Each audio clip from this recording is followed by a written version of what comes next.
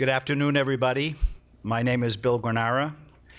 On behalf of the Center for Middle Eastern Studies, the Department of Landscape Architecture at the Graduate School of Design, and the Aga Khan Program, I have the honor to welcome you to this symposium, After Dark, Nocturnal Landscapes in Public Spaces in the Arabian Peninsula. As a professor of Arabic language and literature, I'm particularly thrilled to be part of this event, a rare occasion that brings the humanities in conversation with landscape architecture. Today and tomorrow, we hope to show how a nocturnal poetics binds us together. The Arabian Peninsula is homeland to centuries of poetry, fables, and folklore that have made substantial contributions to world literature. The rich corpus of Jahiliya poetry, the emergence of the Arabian ghazal, or the love song, and the romances of unrequited love, culminating in the tragedy of Qais and Layla, or better known as the Majnun-Layla romance, have inspired writers and artists in Arabic, Persian, Turkish, and Urdu throughout the centuries, up to and including Eric Clapton's 1970 ballad, Layla. Arabian poetry's thousands of verses of night and nighttime, with their scintillating descriptions of extraterrestrial bodies whose company the love-struck poet seeks, maps out a universe, an imagined universe, that at once contrasts and harmonizes with the terrestrial landscape of a vast, arid, and sometimes hostile desert. The trope of Sahar Layali, or sleepless nights, or as the French would say, les nuits blanches, evokes the time the poet-lover spends with the moon and the stars as he pines for the beloved. Night, like the desert itself, is both emotional and artistic heartland of the Arab.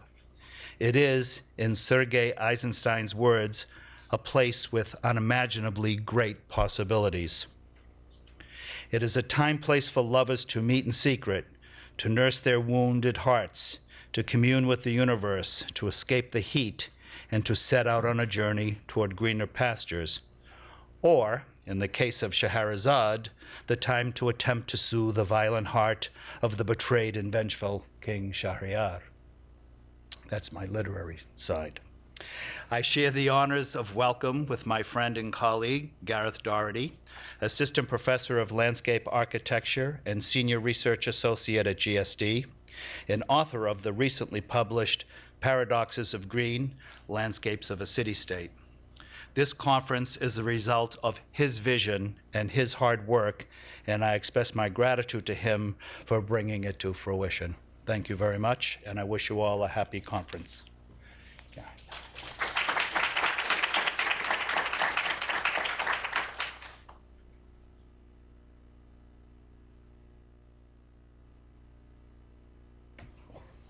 Thank you, Bill, for the introduction, and thank you for the very generous support of the Center for Middle Eastern Studies that allowed this conference to happen. Thanks also to the Aga Khan Program at the GSD and the support of Dean Mohsen Mustafavi, who will join us tomorrow. Not to mention the enthusiastic support of Professor Anita Berzbeitia, Chair of the Department of Landscape Architecture. In fact, it was Anita who quite rightly pointed out to me that we can't have a meaningful discussion on nocturnal landscapes of the Arabian Peninsula without talking about public spaces too. And thanks to the speakers, many of whom have come a very long way. I'm really looking forward to the presentations and the discussions over the next night and day. My brief words of introduction have three parts. First, how the conference came about. Second, what I hope we will achieve in the conference. And third, where I hope we will go from here. Although the conference has a focus on the Arabian Peninsula, I believe it's important to emphasize that there are lessons we can learn for landscape architecture and urban design that have a more general applicability. So how the conference sort of came about.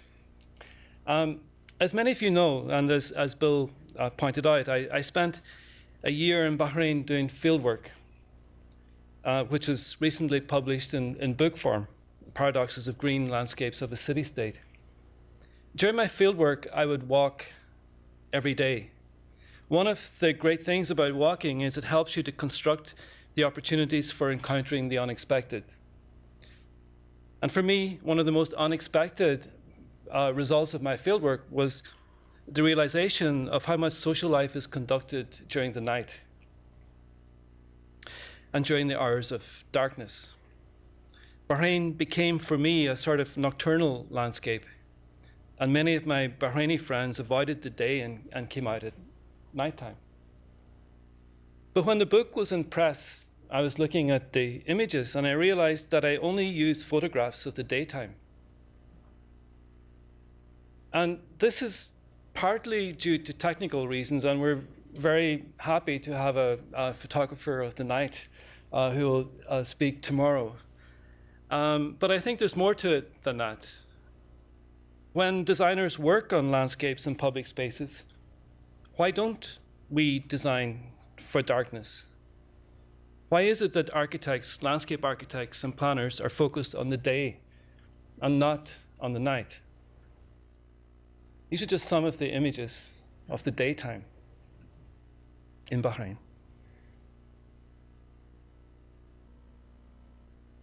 And that's the book itself.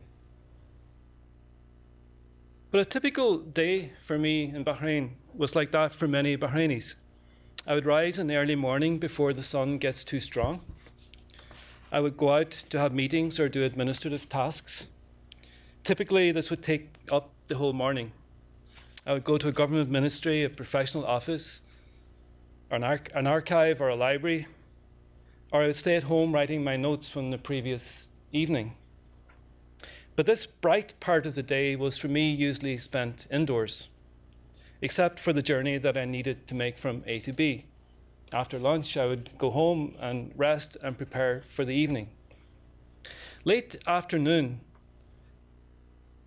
is, I think, one of the most special times of the day in Bahrain, and anywhere else for that matter. When the golden sun is waning, was when I would take most of my photographs. In fact, Fuad Khouri, the Lebanese anthropologist who spent a lot of time in Bahrain, declared, and I quote, "The charm of nature in Bahrain and throughout the Arabian desert was best seen at dawn or dusk when the sun touches the earth most gently." He went on to claim that although Muslims are called to prayer several times a day, that many pray just at dawn and dusk because these are the most special times of the day.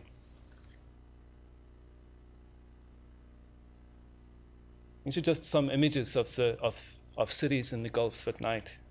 We have people here from Kuwait, from Doha. This is Riyadh and Dubai.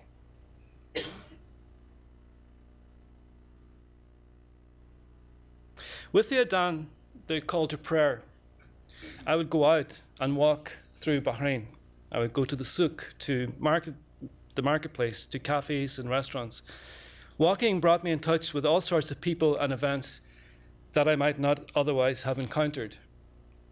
It was at nighttime that I met some of the people whose friendship I came to value most. Even without not always knowing where I was going, I would just walk.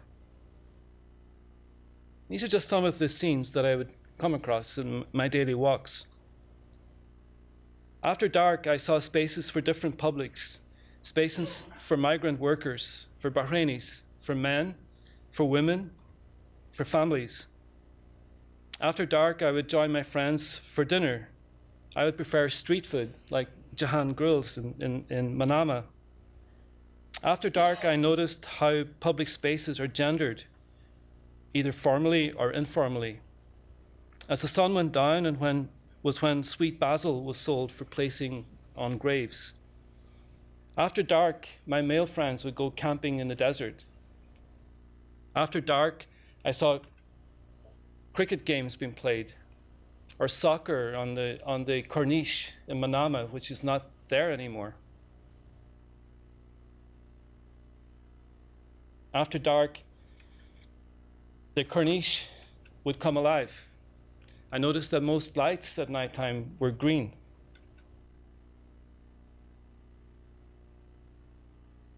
I would visit religious houses. This is in Matam in Manama. And parks, such as this Al-Andalus Park, became alive. Here in Cambridge, if you go to a park at nighttime, you're probably up to no good. In Bahrain, almost the opposite is true. This is after a wedding in a park. After dark is when people would play dominoes. The souk is filled with shoppers. Even the ministries use lights at nighttime. And I encountered processions through the city. And this is the sort of the yearly sun graph for Manama and Cambridge, but we can see that the length of day and night are fairly constant in Bahrain. It usually gets dark around between 6 and 8. So it leads to a certain sort of consistency in activities of the night. And what I observed in Bahrain is not just is something that we see all over the Gulf. For example, Souk Waqif in Doha, reconstruction of the former market is filled at nighttime, and we get very obvious distinctions between spaces for men, for women, and in a way it becomes locals are wearing traditional dress and become almost actors in this stage, which excludes migrant workers. I myself saw people not allowed into it because they were not from the right place.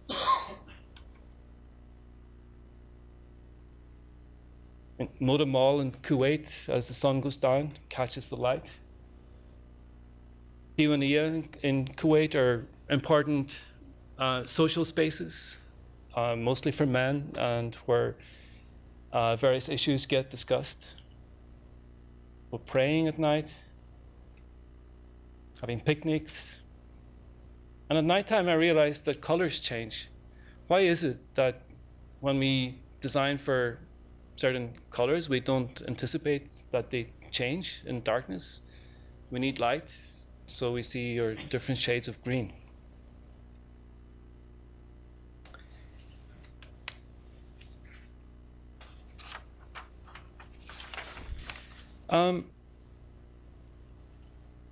Nocturnal landscapes and public spaces present a set of challenges to landscape architects who too often consider our designs for the middle of the day. So this conference is not just about what people do at the nighttime, but how spaces are shaped by nocturnal activities. What is it about the night that forces us to consider materials in a different way? How is the night designed for? What narratives do we use to describe the night? What are the new landscapes being constructed in the Arabian Peninsula? I recall one strange and surreal moment, just taking off on a flight from Dubai to Bahrain, and the lights were turned off in recognition of Earth Day. And so the tallest building in the world, the Burj Khalifa, which is normally all lit up, went dark. And the city went dark temporarily for, I think, an hour. And it was a strange moment. Could this not happen more frequently? Can we not design with the dark rather than fight against it? Let's look for a moment at an image of Dubai where the night lights are celebrated as a sign of progress, of development, and of wonder. Is this too loud?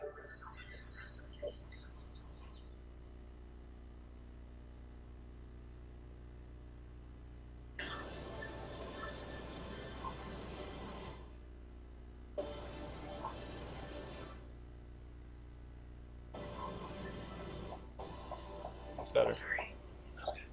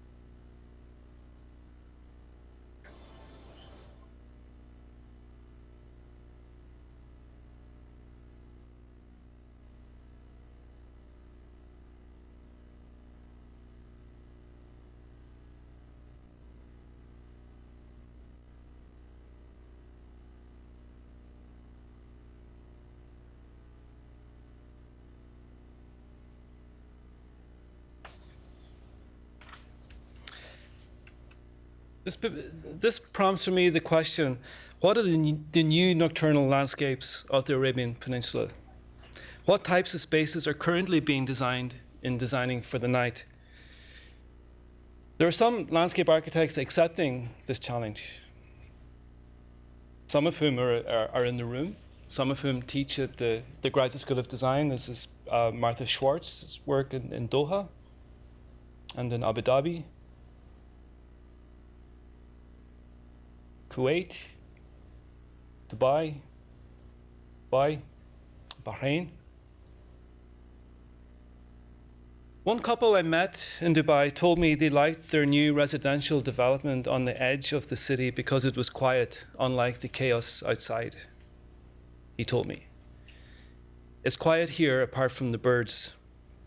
He went on to explain that there was no mosques, so they were not disturbed by the adhan, or the call to prayer, in the early morning. He explained that this is a huge factor for expatriates who don't like to be woken up in the middle of the night. Where I want to go from here is, in doing that, I want to show three very quick projects that are not in the Gulf. One is an artist called Jerram, who's a British artist who works at this time of the day. It's sort of in the early morning, in the dawn, where he has this project called Sky Orchestra, which he has conducted in a number of cities. And basically it's these hot air balloons that play music in the dawn. But the idea is that he's trying to intercept people's dreams. So in this zone between waking and sleeping, he's sending subliminal messages into our sort of minds, and he sees this as a sort of urban intervention. The second vignette is of a garden I visited in the south of England called Chute House, near Salisbury in Wiltshire. Arguably, it's the masterpiece of Geoffrey Jellicoe, British landscape architect. He worked on it for many years, working closely with the owners, constantly changing and improving the space. The house and garden had recently been acquired by its new owners on the basis of the garden rather than on the house. The new owners saw my delight and enthusiasm for the garden when I came to visit, and so they asked me to they offered that I spend the night. And I stayed in the guest house in the garden.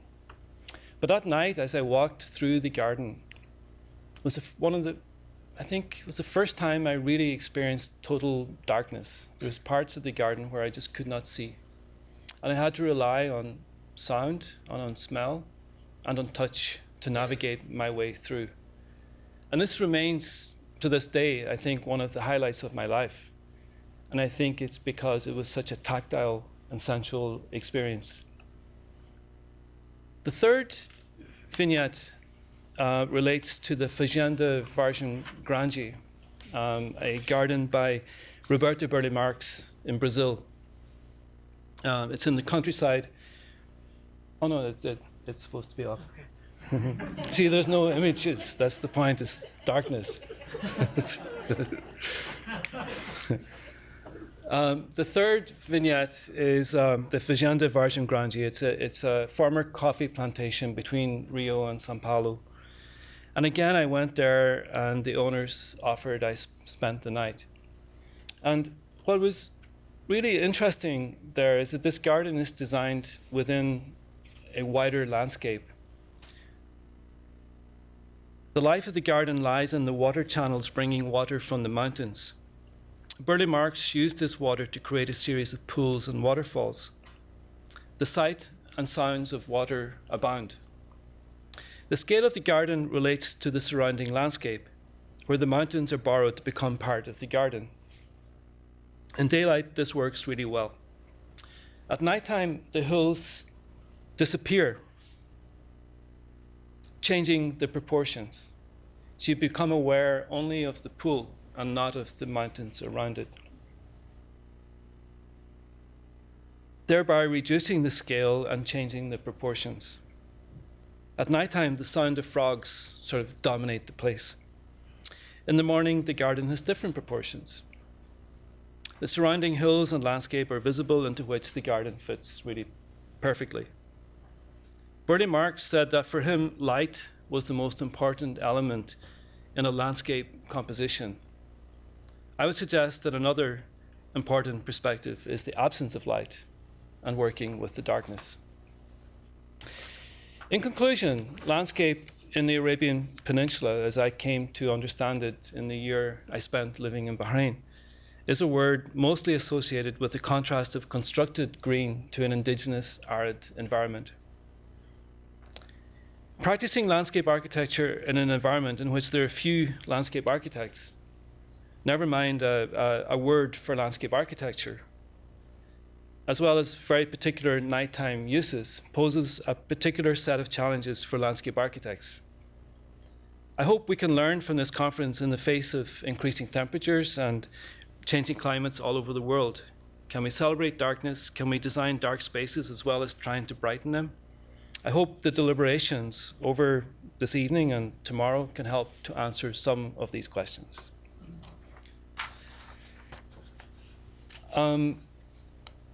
So now let me introduce our panel. We have 4 panels for the conference. Today, we focus on nocturnal activities in public space. Tomorrow, we begin with designing for darkness. The second panel tomorrow deals with narratives of the night. What narratives do we use to describe the nighttime? And the last panel will focus on new nocturnal landscapes in the Arabian Peninsula. So I would like to introduce Aga Khan, who will moderate and introduce the panel and will introduce each of our 3 speakers. Ahmed is an associate professor of anthropology at the University of the Pacific, and I've known Ahmed for some time. He did his PhD here in anthropology at Harvard. He was a postdoctoral fellow in the Aga Khan Program at the GSD before moving to California, and has authored several books, including Dubai, the City as Corporation, published in 2011, Rethinking Global Urbanism, and The Superlative City, which is published in 2013 and is about Dubai. So Ahmed, thank you for coming, and could you introduce the speakers?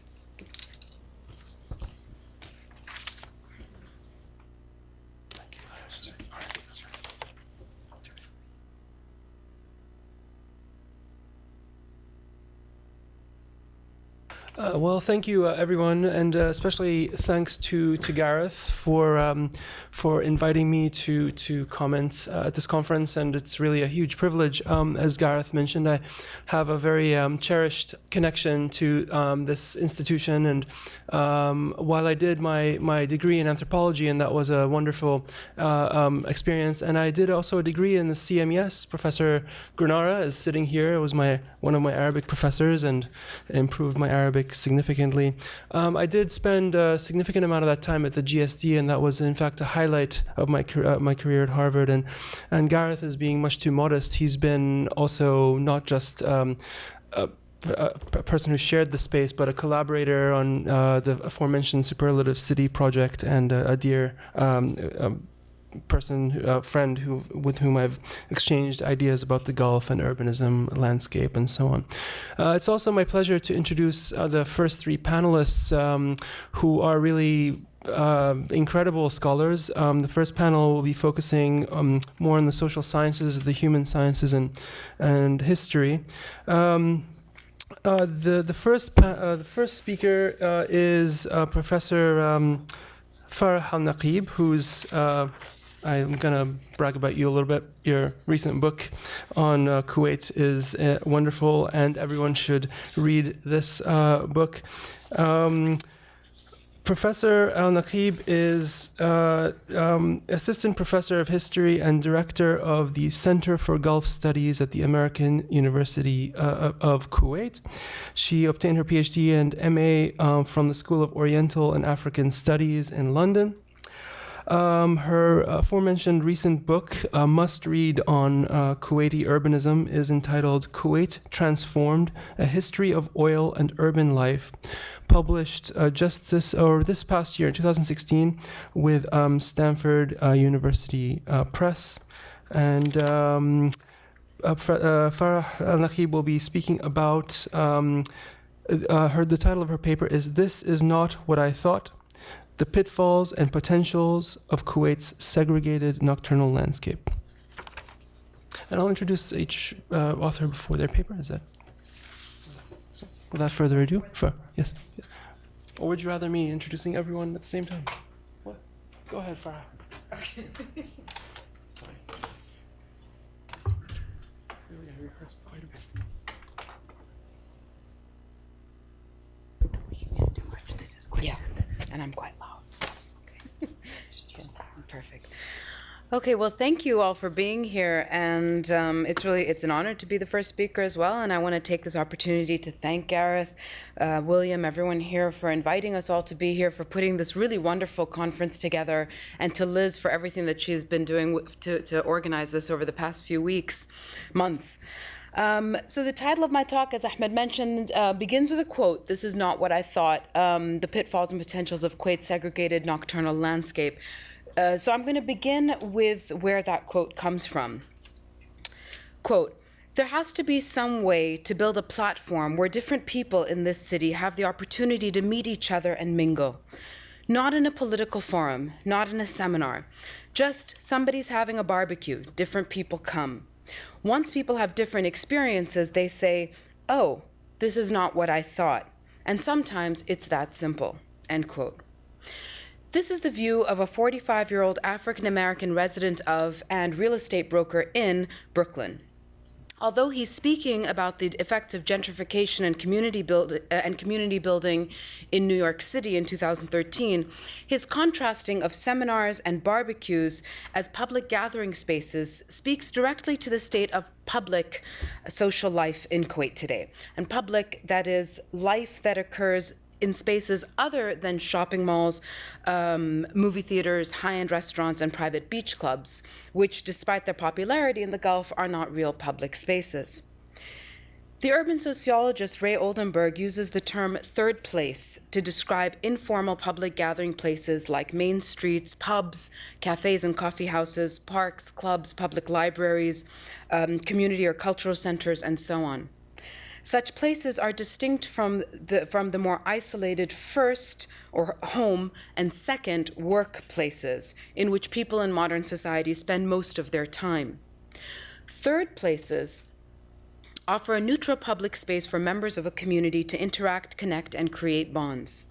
As he says, third places, quote, host the regular, voluntary, informal, and happily anticipated gatherings of individuals beyond the realms of home and work, end quote. Such spaces are key for community building and civic engagement and, in theory, have a leveling quality in that a person's economic or social status does not necessarily determine their acceptance or participation in the place. Now, in her definition of public space, Fran Tonkes argues that the public nature of a particular site is determined not by ownership, but by the sense of public life it embodies, encourages, or produces. She identifies three ideal types of public spaces in cities, which in turn capture three different senses or ways of being with others in public. The first type of space, public space, consists of public sites of collective belonging, such as city squares, which are often monumental or symbolic, but also usually encompass aspects of local and everyday uses. Common rights to such shared spaces provide a sense of social and political belonging in the city.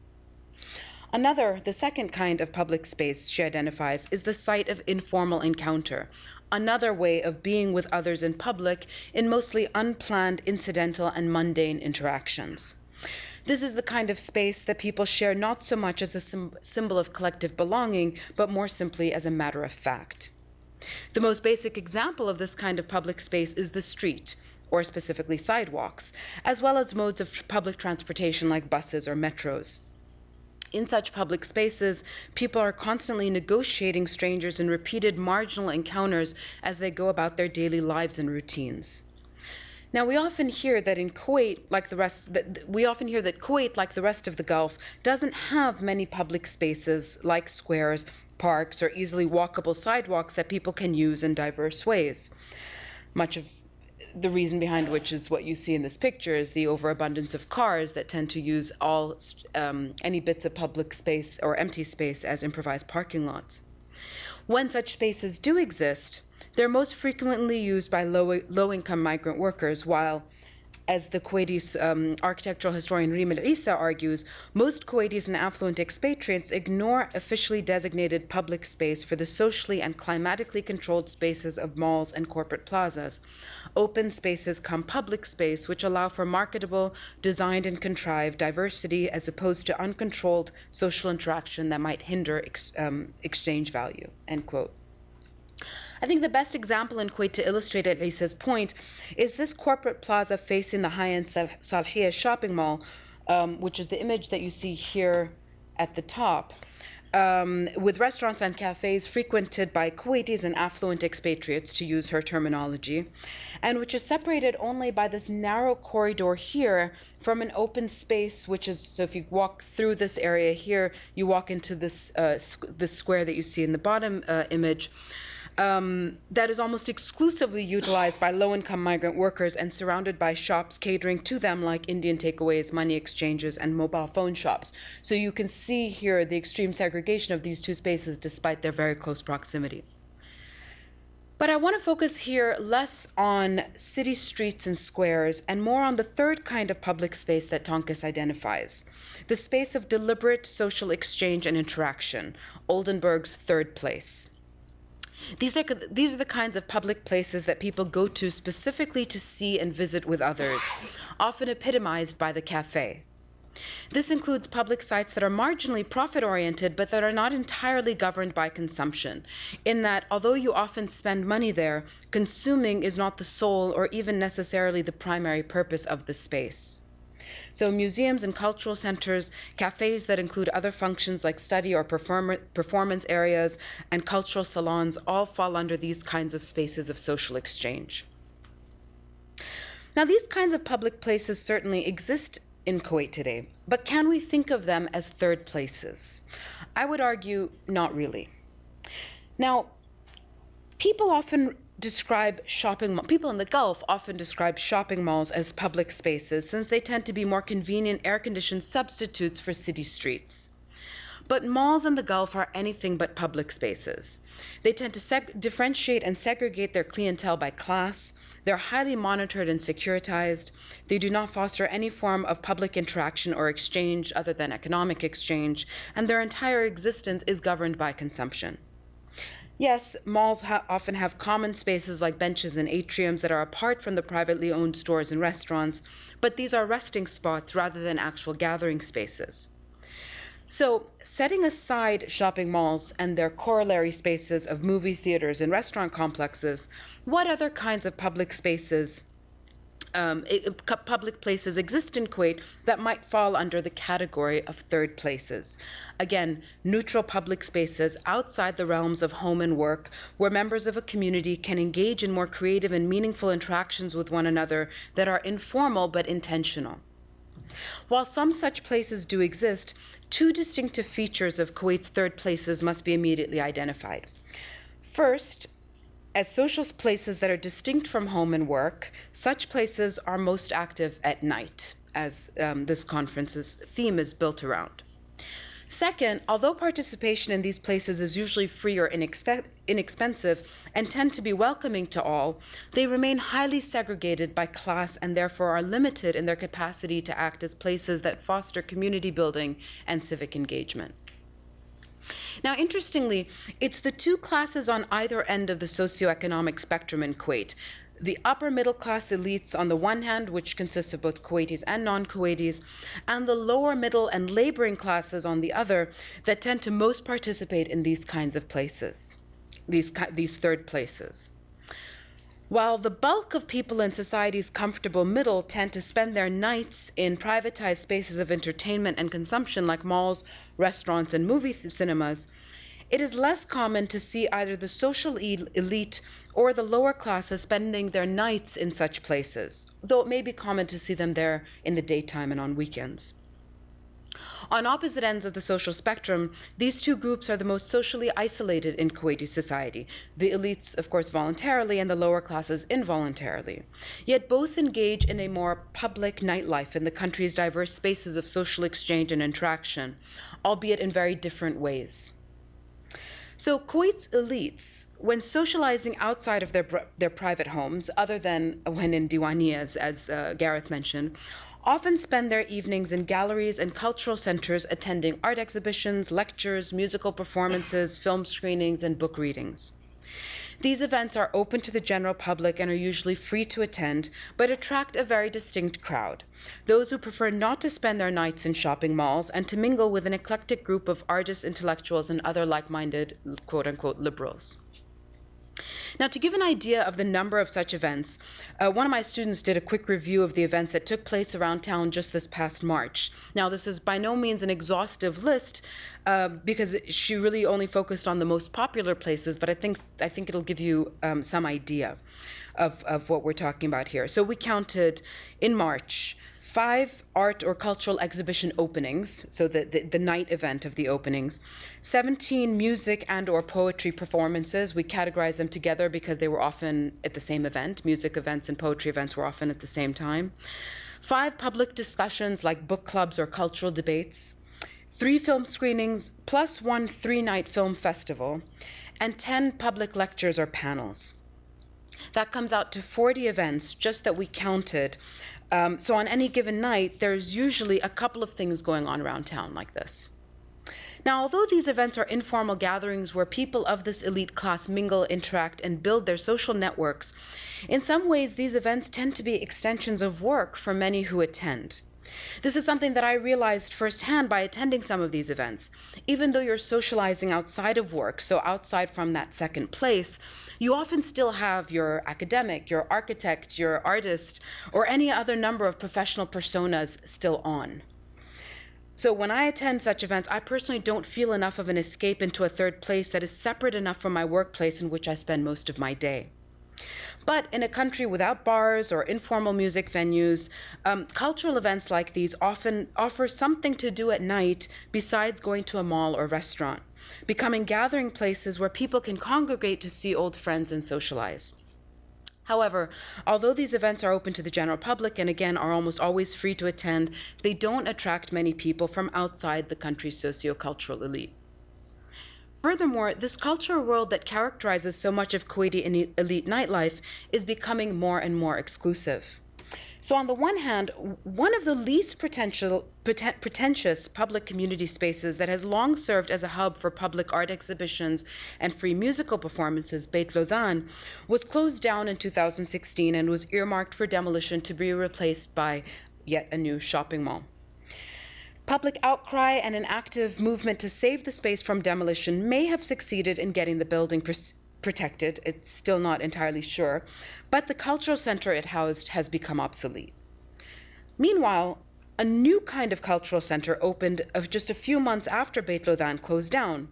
The new Jabal al-Ahmed Cultural Center, popularly known in Kuwait as the Opera House, financed by the Diwan al-Amiri, the ruler's office. This enormous, beautiful, lavishly designed, and state-of-the-art performance place is taking nightlife in Kuwait to a whole new level, with all manner of musical, theatrical, and operatic performances taking place, most of which require paid entrance. So to give you some examples, tickets to the Broadway musical Cats in February cost between 56 to 104 KD, so that's $183 to $340, of course, depending on where you're sitting.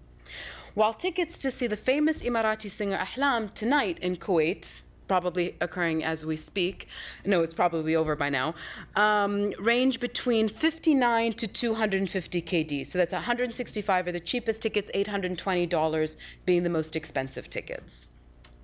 Now, just for sake of comparison, premium tickets to see Cats actually on Broadway, the most expensive tickets, come out to $200, so just above the cheapest seats at the Jabal Ahmed Cultural Center. While tomorrow night, legendary Tony Bennett is playing at the Hanover Theatre over in Worcester, so we could all go head out there tomorrow night.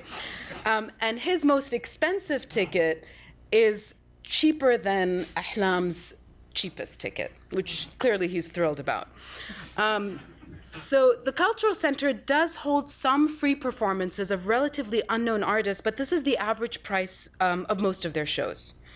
Furthermore, many lectures given by prominent public figures are by invitation only, as you see here, but they're still listed on the public events calendar, but they're by invitation only, so you can actually attend. So the Jabal Ahmed Cultural Center is positioning itself to become the center of cultural nightlife in Kuwait, and in so doing is removing any semblance of publicness in this nocturnal realm. Now, while the socioeconomic and cultural elite tend to deliberately steer clear of shopping malls at night, the country's lower classes either cannot afford and/or feel unwelcome in most of Kuwait's shopping malls and restaurants. The diverse members of this non-elite population, which primarily consist of lower-income Arabs and South Asian migrants, but also includes poorer Kuwaitis, often congregate at night on beaches and the landscaped areas along the seafront corniche for picnics and barbecues, or, as Gareth mentioned, in open sand lots for pickup cricket and soccer matches. Now, since the late 90s, malls, private beach clubs, restaurant clusters, and hotels have been constructed all along the coast from the city center to Masila, privatizing the formerly public seafront. However, the landscaping of the corniche between these developments and the water created a quasi-public area that attracts a variety of users. Though this space is used mostly for promenading, running, and cycling, many expatriates and lower-income Kuwaiti families also use the few sandy beaches and stretches of grass along the Arabian Gulf Road for picnicking on evenings and weekends, contravening the consumerist focus of the waterfront projects. But in 2012, a law was passed banning barbecues in public places such as beaches and parks. The justification for the law was the high volume of trash and burned grass left behind. Now, although the restriction was loosened last year in 2016, such rules contribute to purifying the corniche of unplanned activities that do not conform to the area's predetermined, mostly commercial uses. They also remove the few options available to the country's majority non-elite population for free public leisure and social interaction. As one commentator on a popular local blog that ran the story put it when the barbecues were banned in 2012, quote, "There are countless expats who live in tiny apartments and live on a very limited income. One of their only sources of entertainment is the weekly barbecue where they can relax and their kids can run around," end quote. As the statement makes clear, for the large number of non-elite expatriate workers, public places like parks and beaches that facilitate enjoyable interactions with friends and family over barbecues and picnics constitute a significant third place that provides an escape from their more confined and isolated homes and their most probably problematic workplaces. Now, there is, of course, very little mixing between these two nocturnal worlds, and the groups that engage in them remain as segregated and apart from one another in this third place as they do in the first and second places, the country's highly segregated residential neighborhoods and rigidly hierarchical workplaces, respectively. The distinction between the two nocturnal landscapes this distinction is vividly illustrated by Kuwait's new El Shahid Park, a 200,000 square meter landscaped urban green space also developed by the Diwan al-Amiri, the ruler's office. Now, El Shahid contains botanical gardens, a historical museum, an environmental museum, walkways and jogging tracks, an amphitheater, a multi-purpose auditorium, cafes, gift shops, and so on. Once completed in early 2015, the Diwan handed over management of the park to the Lothan Youth Achievement Center, LOYAC, formerly housed in Beit Lothan, that we saw earlier, in order to give Kuwaiti youth the opportunity to, quote, help cultivate and nurture the arts, history, and culture, end quote, by organizing events in the park. Although technically a public green space, El Shahid is most known for its pre-planned evening activities of seminars and musical performances. In March, for instance, the park held 2 music festivals, a cultural salon, a film screening, and a poetry and cultural evening for International Women's Day. And all of the events that you see here are from their April calendar. Meanwhile, unplanned activities that would normally occur in a park, like picnics and ball games, are banned, while social gatherings that entail more than 5 people must obtain prior formal permission. The evening events bring elites into the park, while the latter restrictions keep non-elites out, as does the fact that the park is very difficult to get into from the street. It's gated, the gates are manned by security guards, and it's mostly accessible through its underground parking garages. Such features limit the extent to which we can refer to the park as truly public. According to Tonka's, public spaces offer, quote, equal and in principle free access to all users, end quote, and thus provide inhabitants with a shared sense of social and political belonging in the city. Despite being a park, El Shahid is more of an extension of the elite nocturnal landscape of seminars, performances, and exhibitions than of the non-elite realm of barbecues and picnics. So although both elites and non-elites engage in a more public life than that offered by the country's ubiquitous shopping malls and restaurant complexes, Kuwait does not contain enough non-commodified spaces where, in the words of David Harvey, quote, people of all sorts and classes mingle, however reluctantly and agonistically, to produce a common, if perpetually changing and transitory life, end quote. The lack of contact between different social groups and of opportunities for people to go back to the quote I opened with, have different experiences, has, I believe, made Kuwait one of the region's most segregated, contentious, and intolerant societies. Permitting both kinds of activities, seminars and barbecues, concerts and ball games, in the same public space like Al Shahid Park would allow Kuwait's two divergent nocturnal landscapes and the people who occupy them to merge and mingle, and perhaps to begin the slow process of changing their prejudiced views of the other who they never see in the daylight. Now, there's only one place in Kuwait that I would argue truly functions as a third place, and that's Kuwait's oldest public space, the Souk al-Mbarkiya. Again, for Oldenburg, third places should be comfortable, open and accessible, status-free, playful, unpretentious, and accepting. Mbarkiya on any given night exhibits these qualities. It's one of the few places in Kuwait that people of all classes and backgrounds visit for different reasons: to shop, to eat in the low budget but famously delicious restaurants, to take visitors, to socialize, to wander, to play. About 5 years ago, the main artery, the Souk al-Gharbali, was pedestrianized, which made the markets even more lively and conducive to multiple additional uses like performances, crafts exhibitions, and so on. But Mbarkiya is also being pulled in other directions that are affecting its status as a public place of social interaction and exchange. A couple of years ago, one corner of the market, a little square where multiple streets met, was transformed into a more exclusive cluster of small cafes and restaurants. Now, as I mentioned earlier, while it's not as common to see elites hanging out or eating in malls at night, it is increasingly common to see them frequenting the new homegrown restaurants that have been springing up around the city over the past few years. These are small, local, and more street-oriented restaurants that offer an alternative to the chains found in malls and restaurant complexes. Such small businesses have become a new trend in elite nightlife, as upper-middle-class Kuwaitis are being pulled back into the city center to socialize at night, whereas they once only went to the city center for work during the day. The cluster of restaurants that opened on the edge of Mbarkiya, dubbed Souma, south of Mbarkiya, has become a less welcoming corner of the souk. As one of the new business owners told me in conversation a couple of years ago, before Souma, so few Kuwaitis, by which he meant elite Kuwaitis, came to the area, when it was derelict and full of shops catering to migrant workers such as Indian takeaways. Now that the area is cleaned up, he said with pride, it's full of Kuwaitis. The renovated area has a strong nationalist feel to it.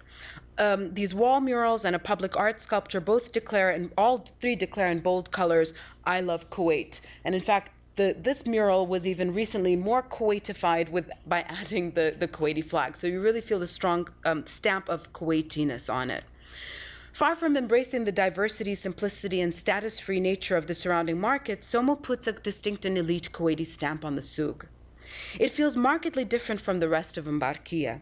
When you walk through it on a Friday night, you suddenly feel like you're out of the city and in a place that actually feels more like a corner of the Avenues shopping mall, a private, sanitized, antisocial space that shares nothing of the playfulness, unpretentiousness, or informality of the rest of the market.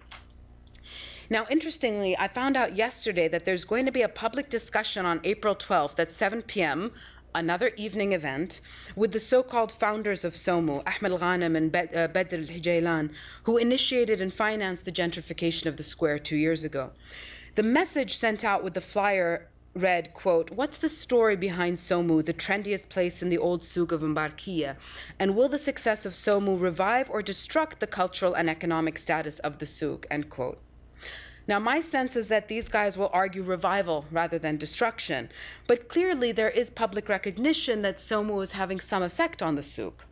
As in all cases of gentrification, some will see the changes as positive and others as negative. But to conclude, to go back to the quote that I started with from Gentrified Brooklyn, quote, "There has to be some way to build a platform where different people in this city have the opportunity to meet each other and mingle."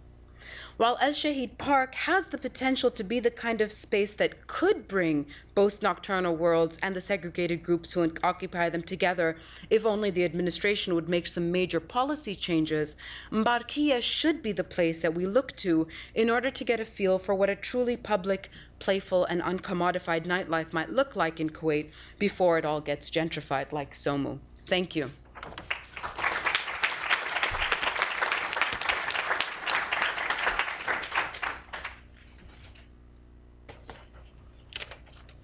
Our next speaker is Yasser El-Shashtawi, who is an associate professor of architecture at the United Arab Emirates University in Al Ain, where he runs the Urban Research Lab. El-Shashtawi curated the UAE Pavilion at the 2016 Venice Architectural Biennale, and is the author of Dubai Behind an Urban Spectacle, The Evolving Arab City, and Planning Middle Eastern Cities. And I should note that the first conference paper I ever gave in my life was a conference at which I met for the first time Yasser at in 2003, I think, which was here at the GSD. I keep saying here at the GSD, but I think this is not the GSD technically, but GSD is across the street. It's the Graduate School of Design. Yasser, I think we can all say on this panel, was a huge influence on our work. And if one of the main themes of conversations about the Gulf City today is that it's a complex and really a normal, de-exceptionalized space, I think a lot of that owes to Yasser's path-breaking work on Gulf cities, among other Arab cities. So it's my pleasure to welcome Yasser Shashtawi.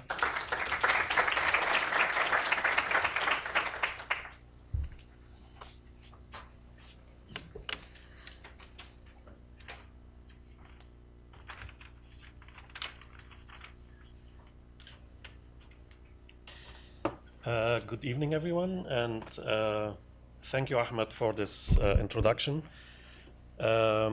And thanks for the organizers, for Gareth and Bill, for the organizing this event. It's a real honor to be here.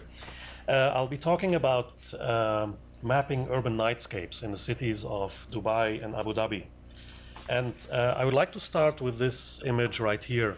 Those of you who are familiar with my work will know that I sort of try to move away from the city as spectacle, where the focus is on skyscrapers, shopping mall, the latest architectural wonder that comes to the scene. And this image sort of exemplifies that notion of the city, and it also reinforces certain stereotypes, its rapid rise, its miraculous development. And I've always been sort of averse to this kind of approach to looking at Dubai, Abu Dhabi, and cities elsewhere in the region, because it sort of reduces us to mere spectators. We are simply passive observers who are commenting and watching the latest architectural wonder that comes to the scene, and there's simply not much that we can do about it beyond commenting and observing. So in my work, I try to move away from that notion because I also feel that it reinforces notions of either positive or negative stereotypes related to transience, artificiality, and so on. So I began looking at the city's less spectacular spaces, neighborhoods that are occupied by low-income migrants that have escaped the gaze of city officials, planners, and others. And this goes back, these images here are from 2006 in the district of Satwa in Dubai. And it's not just my interest in these spaces is not just because of its architecture or its urban landscape, but also because of the social activities that take place in these places, which I found to be quite interesting and fascinating in its own right. So that then led me to begin what was quite an extensive mapping study that I began in 2011. And I started out by working on this diagram right here, which shows the city of Dubai, the two districts of Deira and Bar Dubai. And what I've tried to do here is to identify areas of the city where there is active outdoor social interaction that takes place. Hidden spaces that we are not very familiar with. And I've also tried to sort of indicate the intensity of these activities as they occur. So you see the red varies in terms of intensity and so on. This was based on my familiarity with the city, with walking through its various streets and alleyways. And the idea here was that this would be the first step towards a much more comprehensive project where various areas throughout the entire city would be identified. And as it so happens, is that these activities take place at night. This wasn't something that I consciously sought or I was deliberately looking for night activities, but because climate and various other factors, this is simply the case that this happens during evening times. And I've looked at other places throughout Dubai. Those of you who are familiar with the city will recognize Ghubayba, Karama, and Satwa. So the next step was to begin to identify specific places that could be studied further and to name them. So we have Diafa Street, Karama, Hor Al Anz, and so on. And my intention here was to begin to look at these spaces a little bit more comprehensively and more in depth rather than the previous diagram, which was really based on my own subjective assessment. And that led to a series of studies that I've done over these last few years, where I've looked at various sites in Dubai and also Abu Dhabi. In Dubai, the image that you see on the top right here is the Hor Al Anz district, Baniyas Square, and on the upper left, the Central District in Abu Dhabi. And these diagrams are GIS-based mapping analysis that I have done in these spaces, where I have identified outdoor social activities, their intensity, where they occur, and so on. So that the idea here was to quantify these activities and to provide a more objective assessment of the kind of things that happen at night. This is quite comprehensive, and there's a lot that I can say about that, but I won't get into that tonight. So that was part of the study. The other one was that I was trying to link my observation of these activities, of the things that happen in these spaces, to urban theory and also to globalizing cities, which is something that I was interested in, which led me to the concept of terrain vague, a well-known construct in urban studies, in urban design. Terrain vague indicates, at its most basic definition, is an abandoned space. But it can also be expanded to include all sorts of spaces.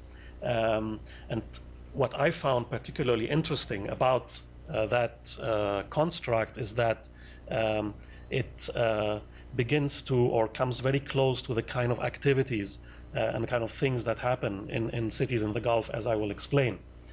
There are a whole bunch of definitions about the term. This one here is by Luc Levesque, who argues that terrain vague is a counterpoint to the way order and consumption hold sway over the city.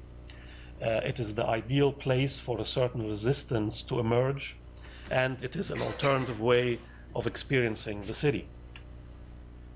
And Saskia Sassen, in a fascinating paper called Does the City Have Speech?, argues that terrain vague is in fact sort of one of the main characteristics that define globalizing cities.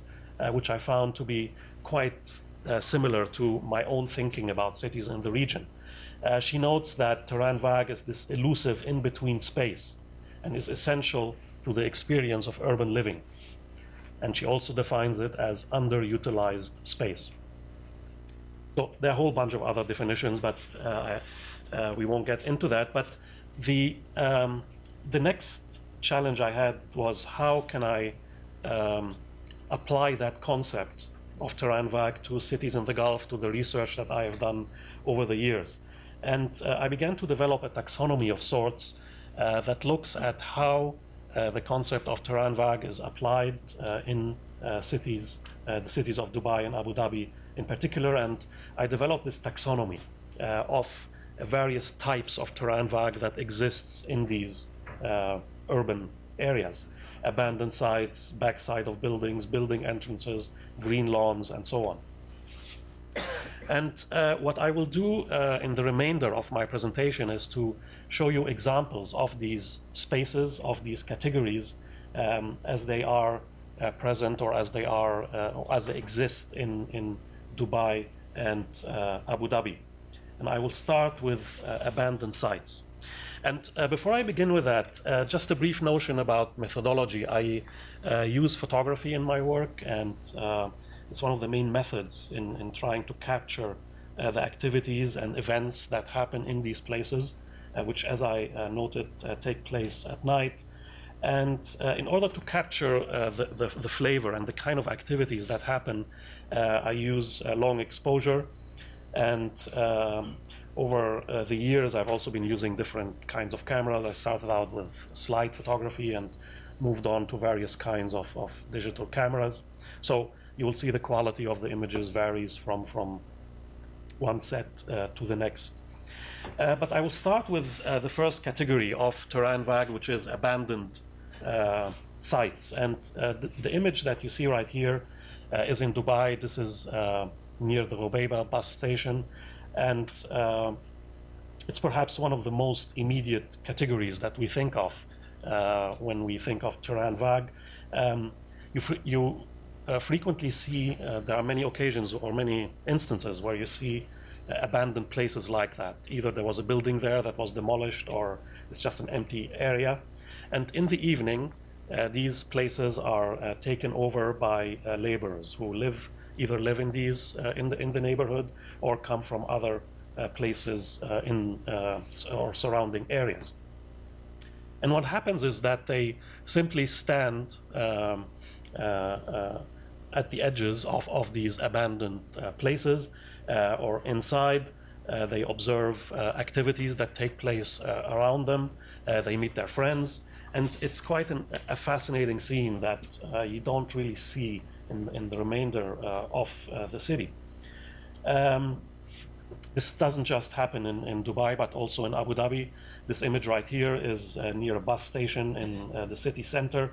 And again, it's an empty site that would not have been used, or is not really used during the day. But then in the evening, while people are waiting for the bus, or just simply happen to be passing by, they start talking to their friends, meeting people, and so on.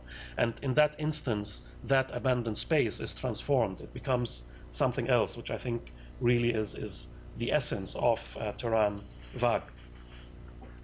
Backside of buildings is another very interesting category that I found to be quite relevant to the subject. What happens here, this image right here is a building in Abu Dhabi called the Mullah building, which I will talk about a little bit later. But the backside of that building, there is a raised sidewalk, and what happens is that people simply sit on that sidewalk and begin to observe activities around them. Also, one of the very interesting physical characteristics of cities, of Abu Dhabi in particular, you frequently see these utility structures in the middle of blocks. And ordinarily, nothing really would happen around them, but as it happens, people put their bikes there, and it becomes a place of interaction and of talking to each other. This is another building in Abu Dhabi as well. The building overlooks a major street which is in the back, but then the background of the image, but then in the foreground we see the backside of the building, and we see a bunch of commercial establishments, a restaurant where chairs have been put out, and the area is transformed into a social place, a gathering place, where the restaurant simply becomes an excuse to talk to each other, for people to talk to each other. This is the backside of the Mullah building, which this is a more recent image. That building has been slated for demolition. I don't think it exists anymore, but people still go there and meet their friends. This space is in Dubai. It's near the bus station, and it's also at the backside of one of the buildings that overlook the station. And one of the interesting things, like we see here, one of the landscaping elements, a planter, is I don't think that the designers or whoever put that there envisioned that this would be used as a seating area for laborers and other people who are happening to be passing by. But as it happens, it's really a major place for people to sit and to observe life around them. Building entrances, aside from their utilitarian function, are also very interesting places in terms of the kind of activities that they attract. And in this case, this is the entrance to the Mullah building, which I mentioned a little while ago. This entrance leads towards a sort of shopping arcade that traverses the building on the ground floor and connects to the other side. The entrance around that building is absolutely magnificent. In the evening time and on weekends, it's a major place for people to meet each other. And again, these are residents in the area or people who come from other parts of the city. And a little bit further away in Dubai is another kind of space. This is it's a residential community called Hur Al-Anz. And what is interesting here is that the backside of the building here is sort of has transformed into an outdoor living room where residents, people who live in these apartments, which can be quite congested, sort of go out and sit on the sidewalk and begin and talk on their mobile phones, perhaps to their family back in Pakistan or Bangladesh or wherever they happen to be from. The next category, green lawns, is also quite interesting. Anyone who is familiar with cities in the Gulf will recognize scenes like that, where the space which is between the sidewalk and the major road is sort of a green median, a green lawn that is meant to beautify the city and to separate various types of circulation. But it is taken over by laborers because they don't have, in most instances, they don't have access to parks, and they can't really hang out in shopping malls in large numbers like that. So a place like that is perfect. They sit on the lawn, they can observe the activities on the sidewalk and also the cars passing by. So that's a very common scene that you see throughout the Gulf, and it's an example of a space that is transformed, that is not initially intended to be used in that way, but then it acquires another dimension in many ways. It's not exactly a green median here, but this is in Dubai, in Baniya Square or Nasser Square. It's kind of like a semi-park space, which again is I think not really meant to be used in that way, but has become a major, or has always been a major gathering point for laborers and low-income workers, and also other people, tourists even, who come to use the green area and sit on the lawn. This is next to a major metro station. Open spaces are also a very interesting category, and we see that in particular in Abu Dhabi, in the various super blocks that dominate the city. You see these various open spaces that are in the center of that super block, and it is meant mostly as an entrance to buildings, and there are various commercial establishments. But as it happens, many of these open spaces become gathering places for various members of the community who live there. In this case, this is a place that I observed quite extensively. It's a square in the middle of the central district, which has a tree in the middle, and it attracts members of the Bangladeshi community exclusively. And I've called it Little Bangladesh to refer to that, to the demographic that comes there. And nearby is another open space that is used not as extensively, but still acquires a social function. And what is interesting about places like that is that they are sort of removed from the city itself. So you are relatively isolated, protected, you feel at ease, and you can sort of let your hair down in many ways.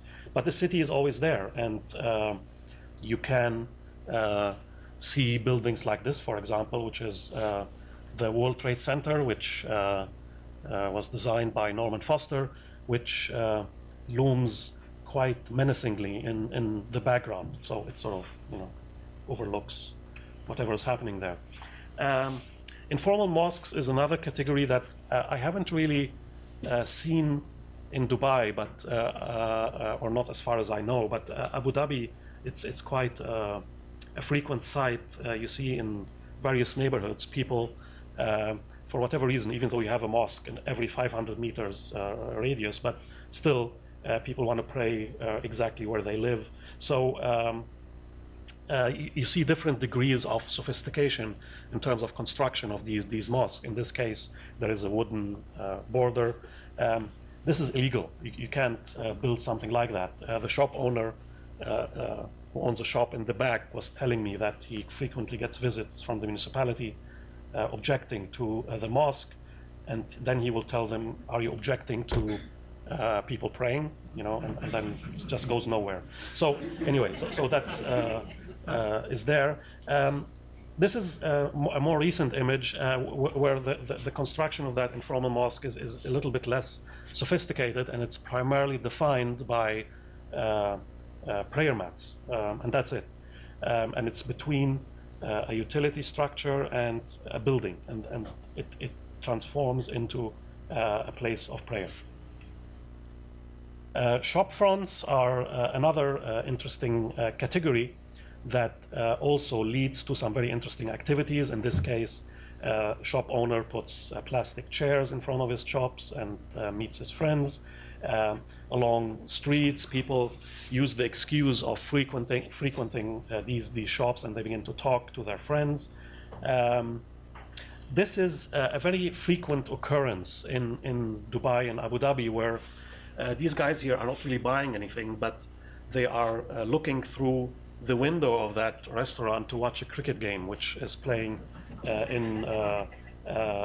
inside the restaurant. And you see them even like standing here. Like, I'm not sure what those guys are seeing, but it's something that happens in many cities.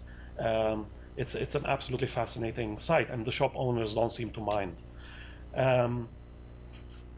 Side alleys are a very interesting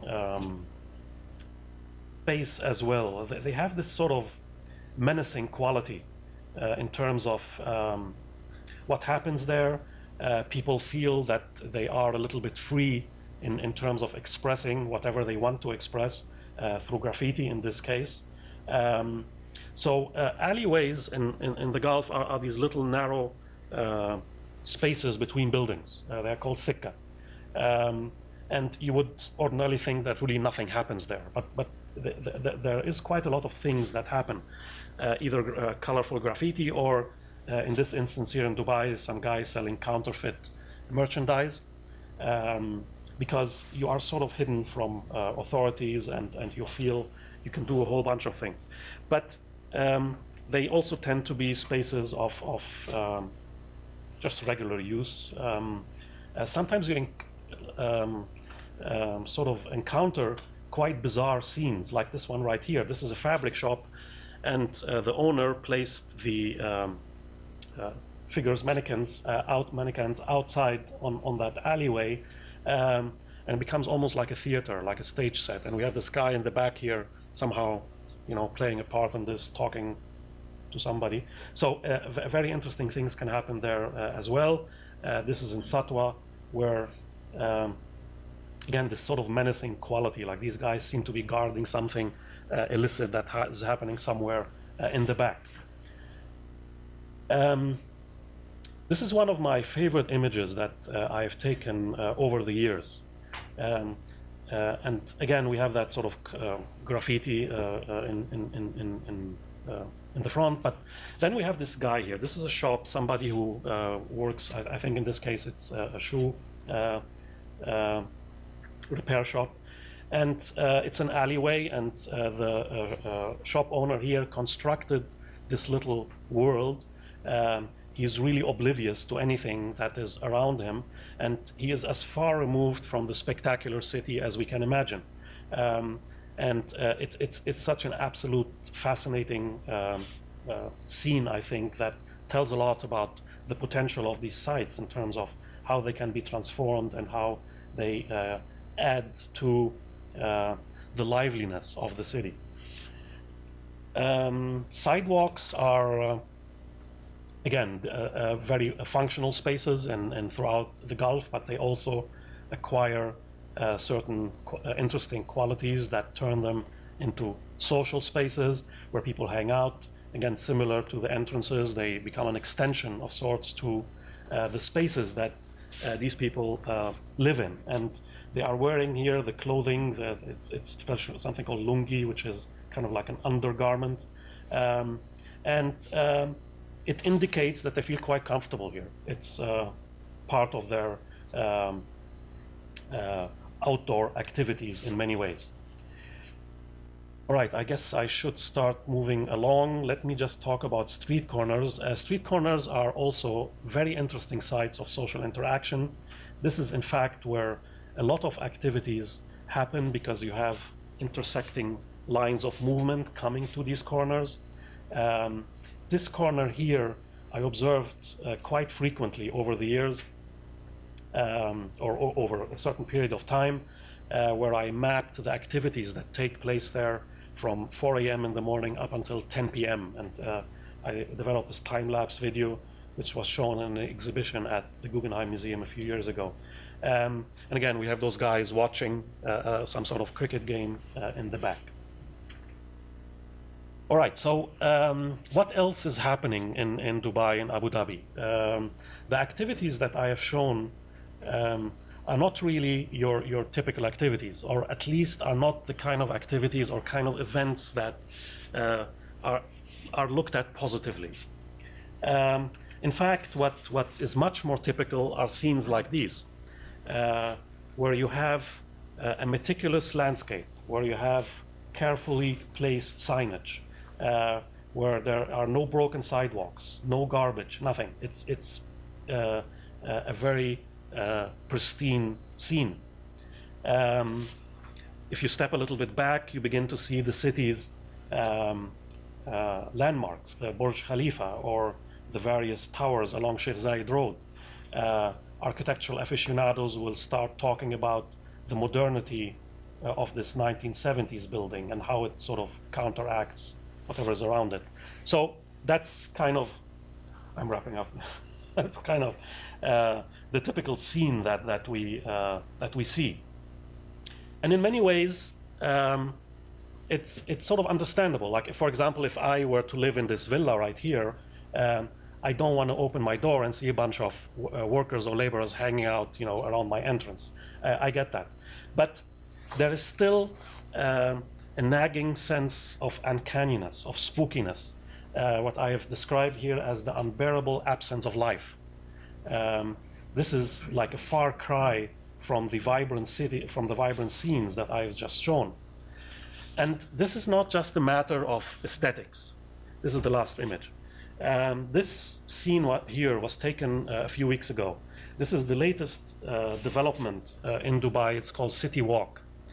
It's an interesting space if you're into these sort of things. But the problem is that this development has led or has caused the destruction of a traditional neighborhood that used to exist in this part of town, which is the Sha'biyya Shorta, which used to be there, an Emirati neighborhood that had existed for more than 2 decades in this place. This was demolished, completely removed, and replaced with this upper class mixed-use development that contains retail, housing, and so on. So I think it's really a choice between diversity and urban vitality, or as we have in this case here, a placeless and clinical urbanity. Thank you very much.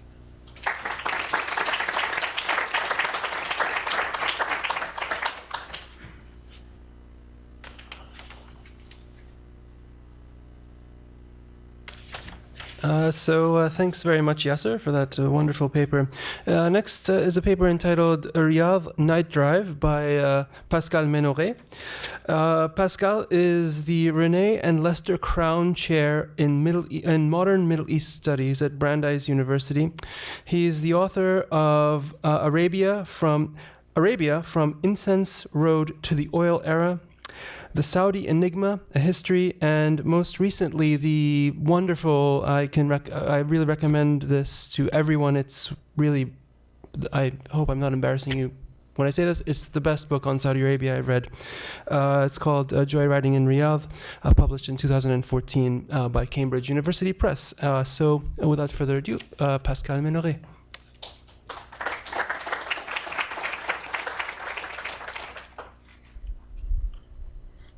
Thank you, Ahmed. I'm very embarrassed, and also, I mean, everybody now is bound to be disappointed. Thank you. Thank you for inviting me to this wonderful conference. Basically, what I'd like to talk about is public sex at night, and I want to take you, on a ride basically through Riyadh. I'm going to offer a disclaimer, right? I mean, I'm talking about men here, because I'm an ethnographer conducting an observation.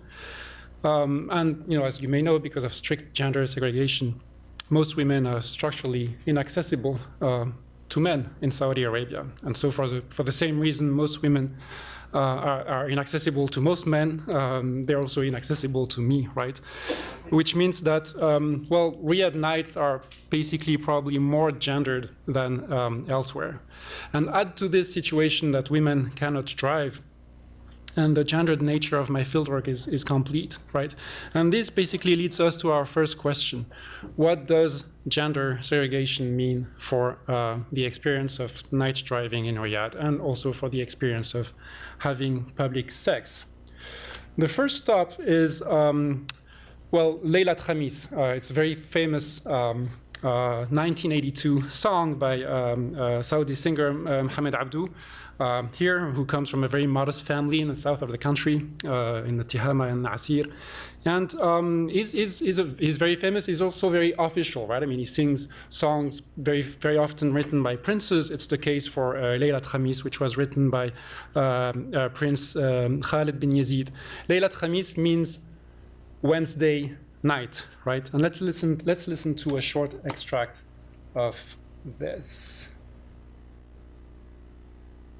I don't want to have you listen to the whole thing.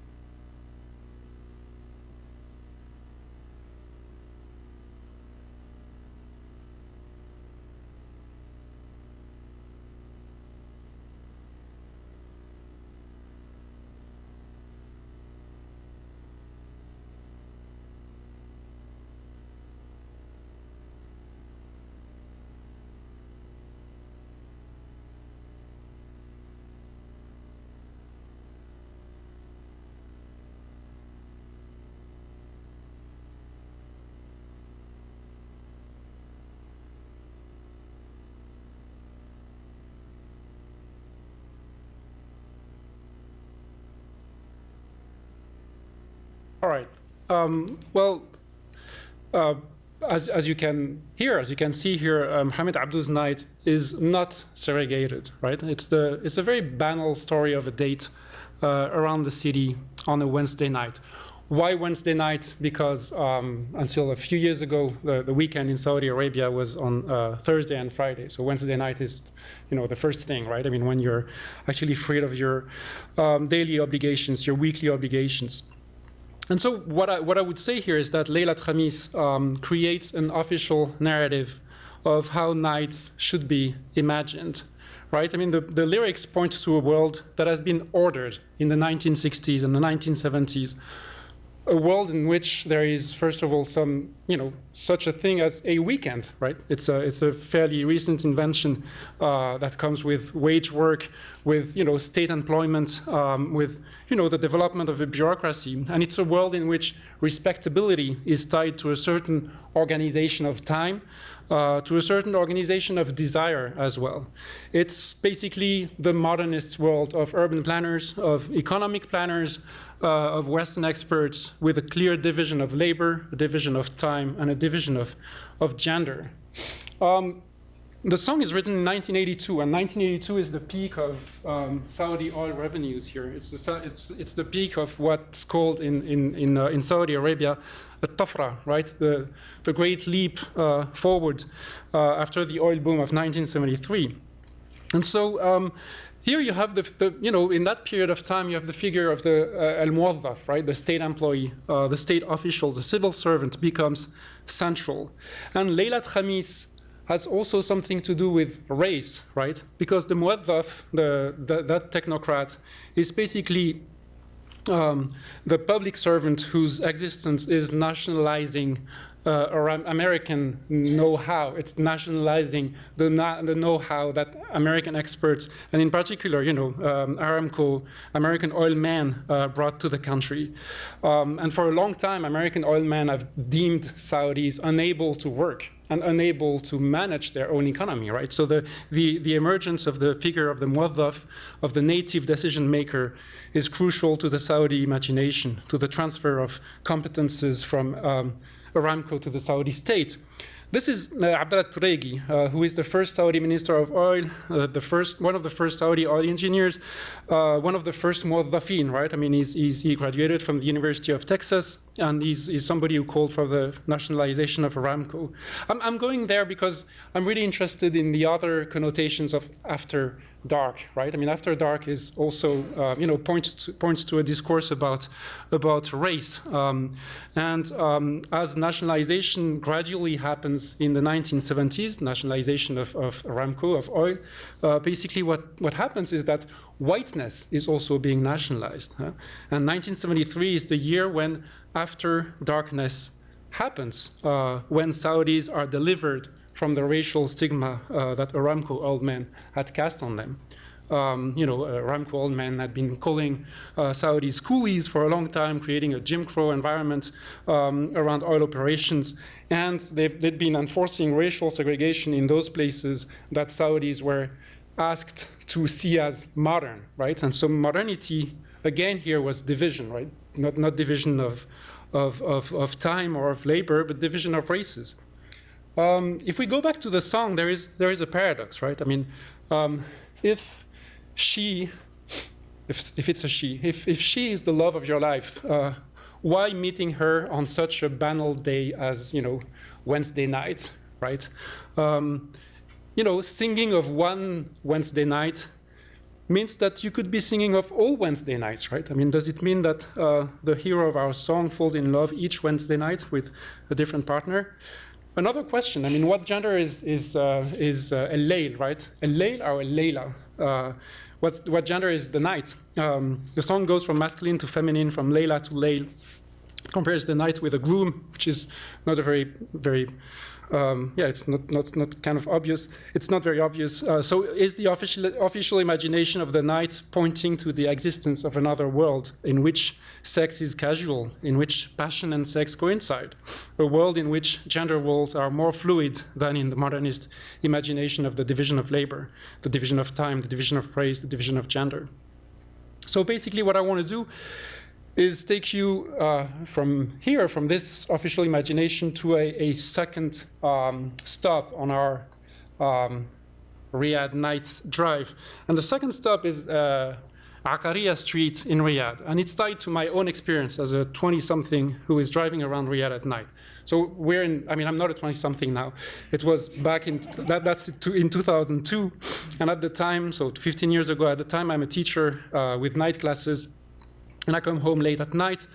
And, you know, I tend to overdrive like a lot of men. Women cannot drive, but men tend to overdrive, to drive everywhere, to drive all the time. So you cruise at night with friends, you listen to music, you eat in your car, you live in your car, you read in your car, and so on and so forth.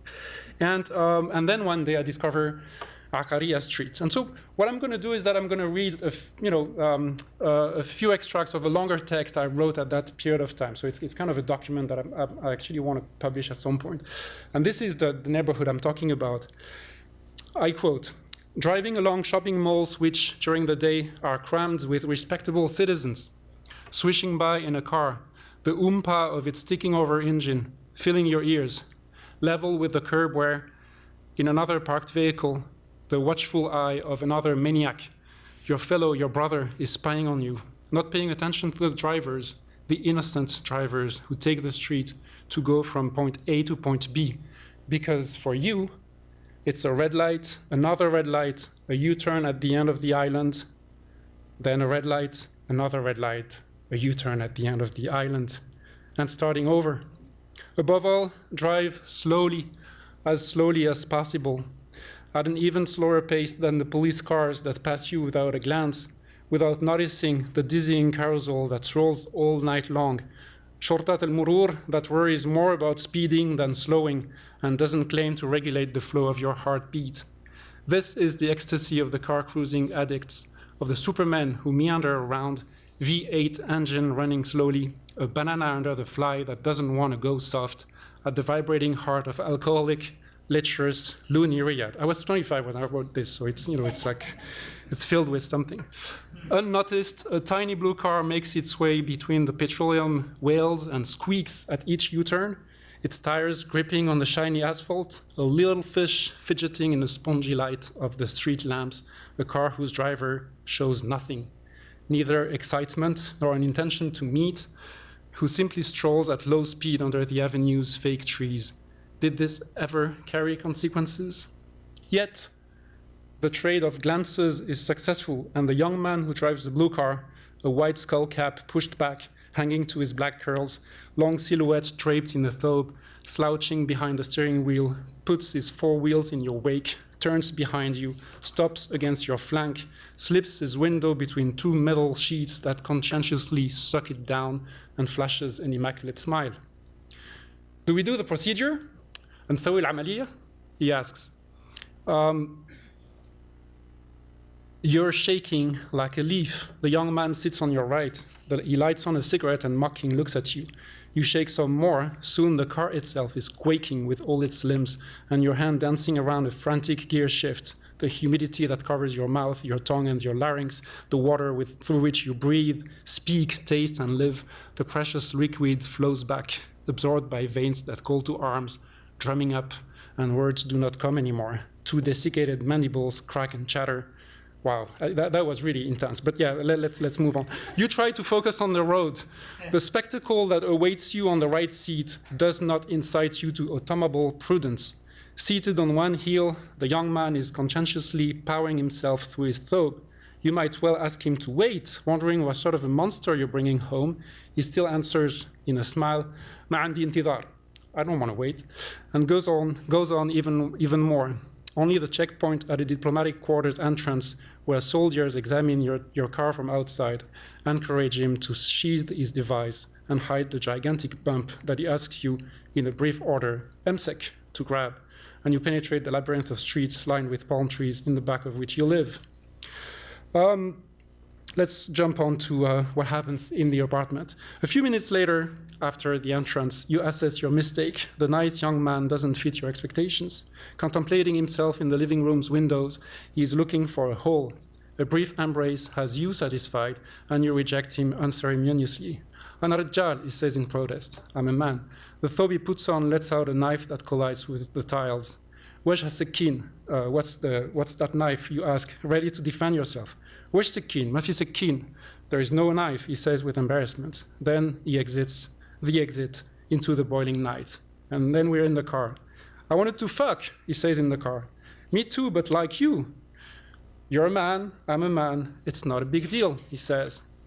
I'm sorry, I respond. I didn't know. It's the first time I pick up somebody in the street. What shall I do next time? How do you recognize a woman? It's not hard. When you get in your car, if the guy tells you emsek and shows his zob, he's a man. If he grabs yours and looks at you with wide eyes, he's a woman.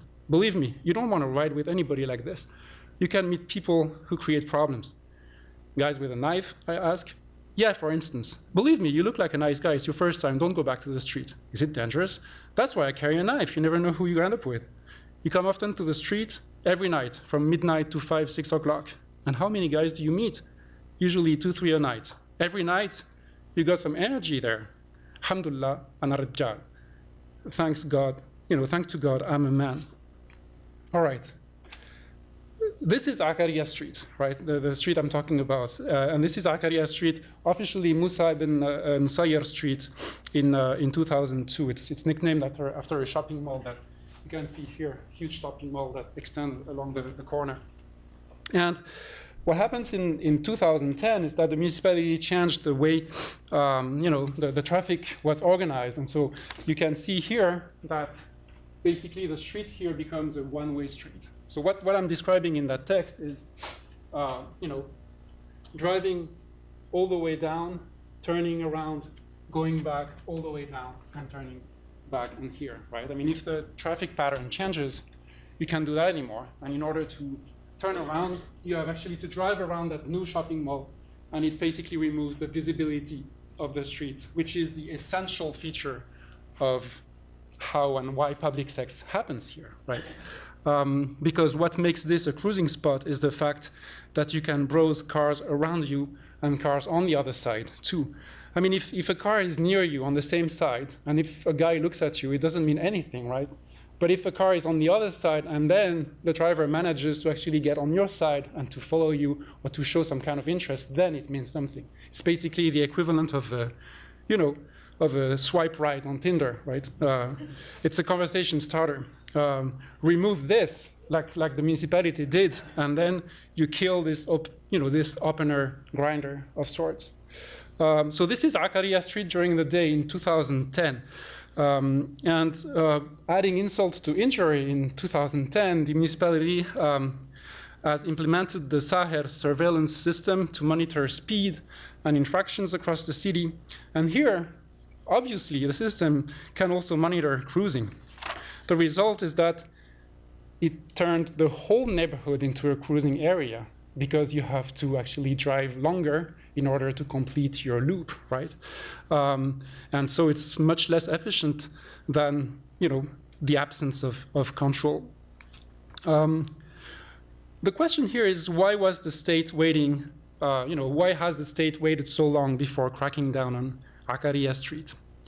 My theory is that cruising on Akaria Street at night doesn't disturb the state in its religious mission. After all, boys have fooled around with boys and girls with girls for centuries without provoking many strong reactions from religious scholars. There are some strong reactions, but overall, people are pretty cool with that.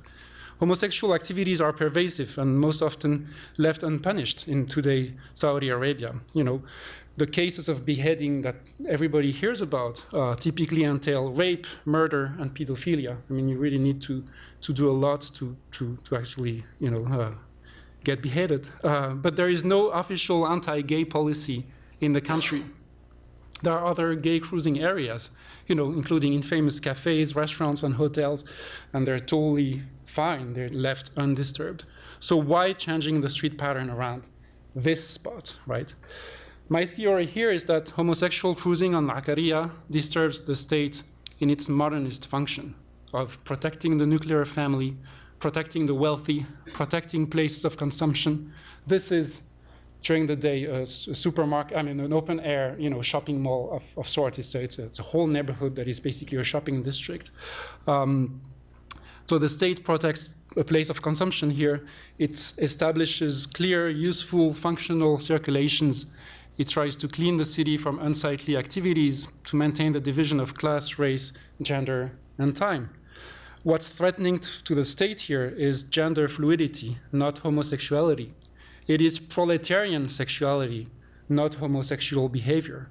It is men becoming women, women becoming men. It is plebeian Saudis, Bedouin and rural migrants having fun at night in a central business district. And so my third stop, how am I doing in terms of time? Perfect. So I skipped Abu Faisal al-Tahliya, but I mean, I can talk about this in the Q&A session. The third and last stop of this Riyadh drive is an istiraha, and so here you have an istiraha. Literally, it means rest area, but in the private, non-automobile sense of the word, right? It's a night bungalow, a rest house, a dacha. I mean, where I come from Marseille in the south of France. We call that a cabanon, right? A little cabin. And I like the comparison between istiraha and cabanon because cabanons are shacks we built along the sea in a sort of a semi-informal manner where you enjoy your day fishing, swimming, you grill fish and you eat with friends and so on and so forth. Istirahat are pretty similar, right? They're more expensive. I mean, this one looks expensive. But they have an inside and outside. But unlike cabanons, they're not built by a natural resource or an actual spectacle. What happens with istirahat, they're not even built in the desert, right? They're not built to give you access to a certain space.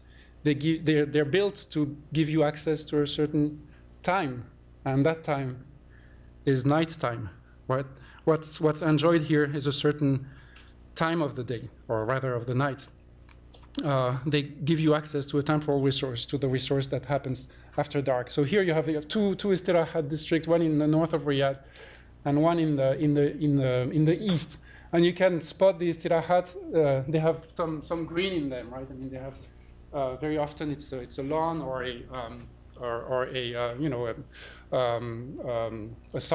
small soccer field, and so you can see them from Google Earth. I mean, I've spent countless nights in both neighborhoods, so I kind of know what's going on there in terms of istirahat. So they're built by the night, right, and not by the sea or by the desert, to allow wealthier people, or at least those who can afford to rent them, to enjoy their time far away from the strictures of home and work, far away from the division of labor, of gender, and of time. Istirahat are shielded spaces of political activism. That's where you find political activists, I mean, gathering and congregating. And they're also spaces of moral license. But you have to pay a price for that, right? So basically the question on which I want to end this talk, or this Riyadh drive, is how do we democratize the very possibility for political activism, but also the very possibility for free sex, for safe sex, far away from the gaze of the policeman, and for debauchery. Why would free sex and safe sex be reserved to the higher classes, to those who have their own place, or those who own or rent an istiraha? Why would everybody else have to do it in empty lots on the outskirts of town and risk being busted by neighbors or by the cops? How do we offer safer hookups for all? How do we democratize the night and the many connections and linkages it allows to happen? Thank you very much.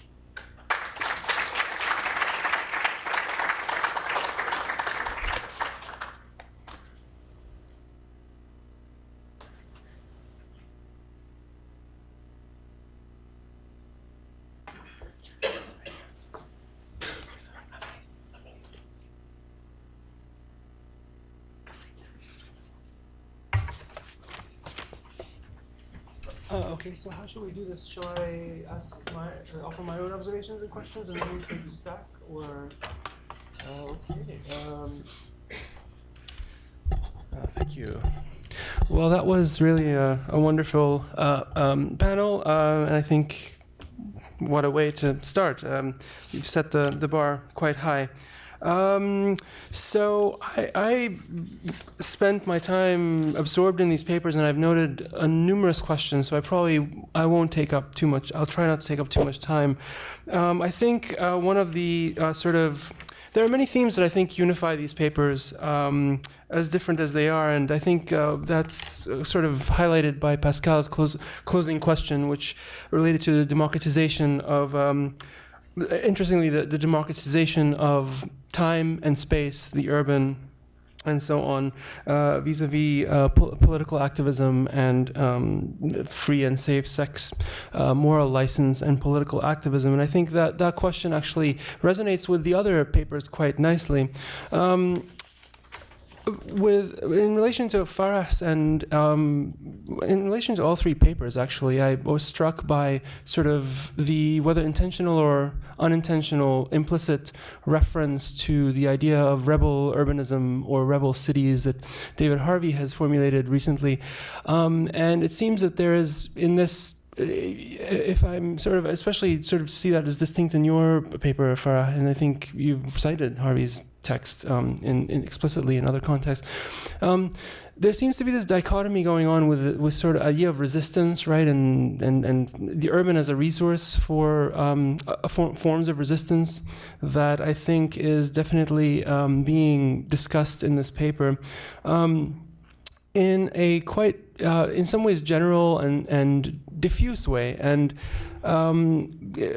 it strikes me as sort of contrasting with what Harvey is arguing, which is that he's very much talking about what Farah Naqib referred to as third spaces, or what Yasser al-Shishtawi talked about as the terrain vague, these third spaces which are not planned, which are sort of informalized or abandoned or what have you, ones that are often nighttime spaces, that the argument that's being made here is that they, in a way, inherently lend themselves to kind of activities that are against the grain of what is planned and sort of resisting dominant orders and so on. That's very clear from these three papers. And I guess I want to push all three of the contributors today to think through this kind of idea of resistance, to unpack it a bit more, to be more specific about it. Because if for those of you who are familiar with Harvey's argument, he's not simply talking about urban space per se, but he's talking about a dialectical relationship, right, between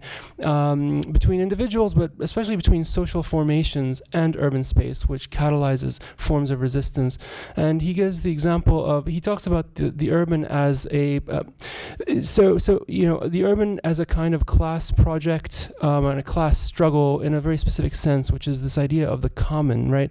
It's not so much that he's talking about more conventional Marxist notions of, the proletariat versus the bourgeoisie in a sort of very binary sense, but he's talking about the urban as a place of congregation for people from multiple classes, from multiple occupations, from multiple walks of life, if you want, who through increasing claims on the urban as their common space run up against the grain of the dominant politics of the urban that you are all referring to.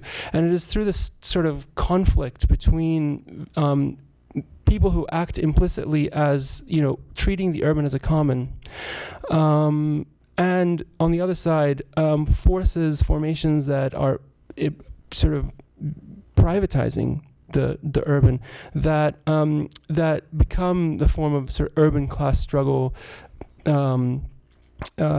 situation. And to make this more specific, he talks about a city in Bolivia called El Alto, right, where you had these big corporations under the old regime before the Morales government, and they were sort of engaged in things like privatizing urban spaces and all the waterways and resources.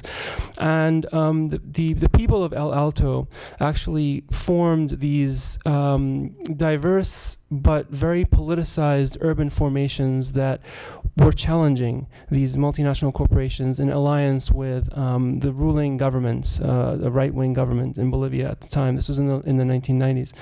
And in doing this, it brought together socialists, civil society groups, workers, unions, the 99%, if you want, to actually form a political direct challenge to the order itself by claiming the city as a common and defending it and actually seizing it as a space that that prevented resources, for example, from going to the capital and sort of by that overthrew the government. So I guess I will stop here because I probably went on longer than I should. I do have other questions, but I'll stop with that one. Can we unpack this kind of binary that's being deployed in maybe a couple of the papers between sort of spaces of spontaneity that are inherently sort of spontaneous and then this sort of realm of order, and sort of talking about more of a dialectical kind of idea of resistance in a specific way? I don't know if that question makes a lot of sense, and I can be more specific if you'd like me to. So I'll stop there. So let me take some questions from the audience. Okay. Sorry.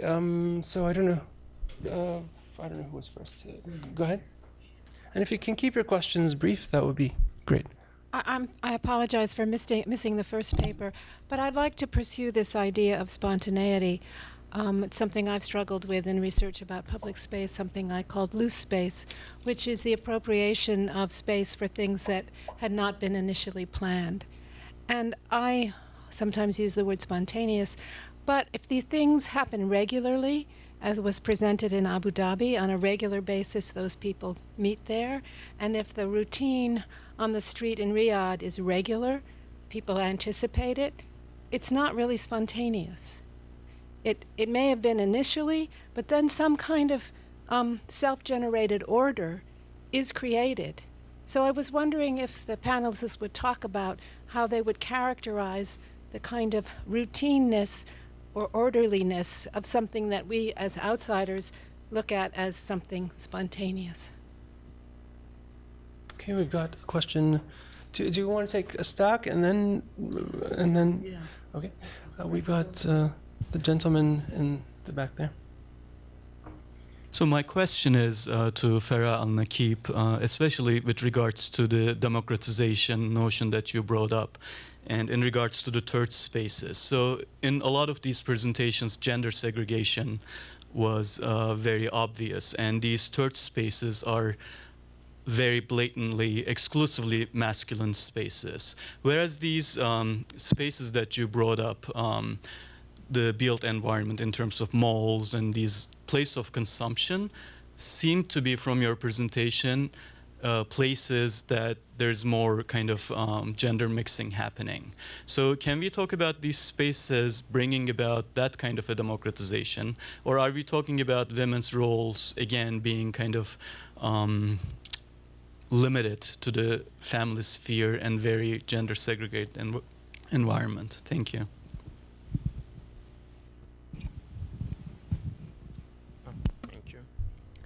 I had two brief questions, one for Yasser and one for Pascal.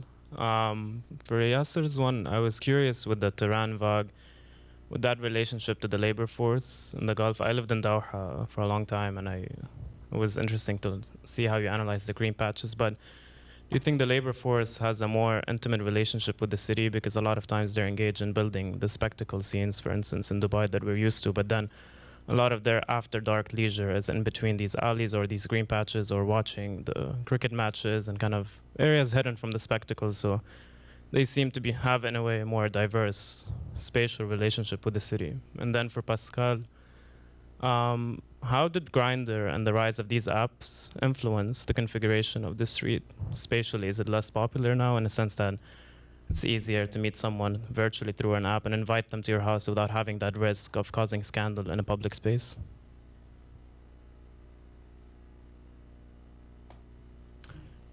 Should we pause here and maybe take a few responses? I don't know who. Yeah, should we go from Farah through to Pascal? Okay, sure. Thank you, Ahmed, for your comments, and thank you for your questions. I think, yeah, absolutely, and I mean, I agree with everything that you were saying with regard to this idea of, Harvey and the commenting. I mean, you had the opportunity of hearing the paper that I presented yesterday at the AAGs, where I was speaking precisely of that in terms of identifying or looking at where are these, and I don't think it really relates as much to the kinds of spaces that I was discussing today, but there, I am noticing or identifying that there are signs of these kinds of commoning struggles that are occurring in Kuwait in the desire against all of these sort of, as a form of resistance, I would say, the way that you were describing, with the appropriation of different kinds of public spaces in Kuwait. I've looked at the appropriation of public spaces in the city for purposes of political protest and contestation. It's not overtly, by claiming rights to use these different kinds of spaces in the city for public protest for the first time in decades in Kuwait. This was beginning in 2011 onwards. It was really a clear sign of staking claims to the city to be able to use the public spaces of the city in ways that are absolutely outside the realm of state control and the ability for state control over these kinds of, so contravening the planning processes by which the city was developed in the 50s and 60s deliberately to keep public protest out. And so there have been these signs of using public spaces as part of resistance, but then also as spaces of resistance. And I look at other very less overtly political claims, such as, and I discussed this in my paper yesterday, which was there's a community gardening project in Kuwait that I see as very a key example of these kinds of staking a claim for an urban commons, where using the public spaces of the city for public purposes rather than for private gains or and outside the realms of state control. I don't want to go too much into that now because that opens up literally was a whole other paper.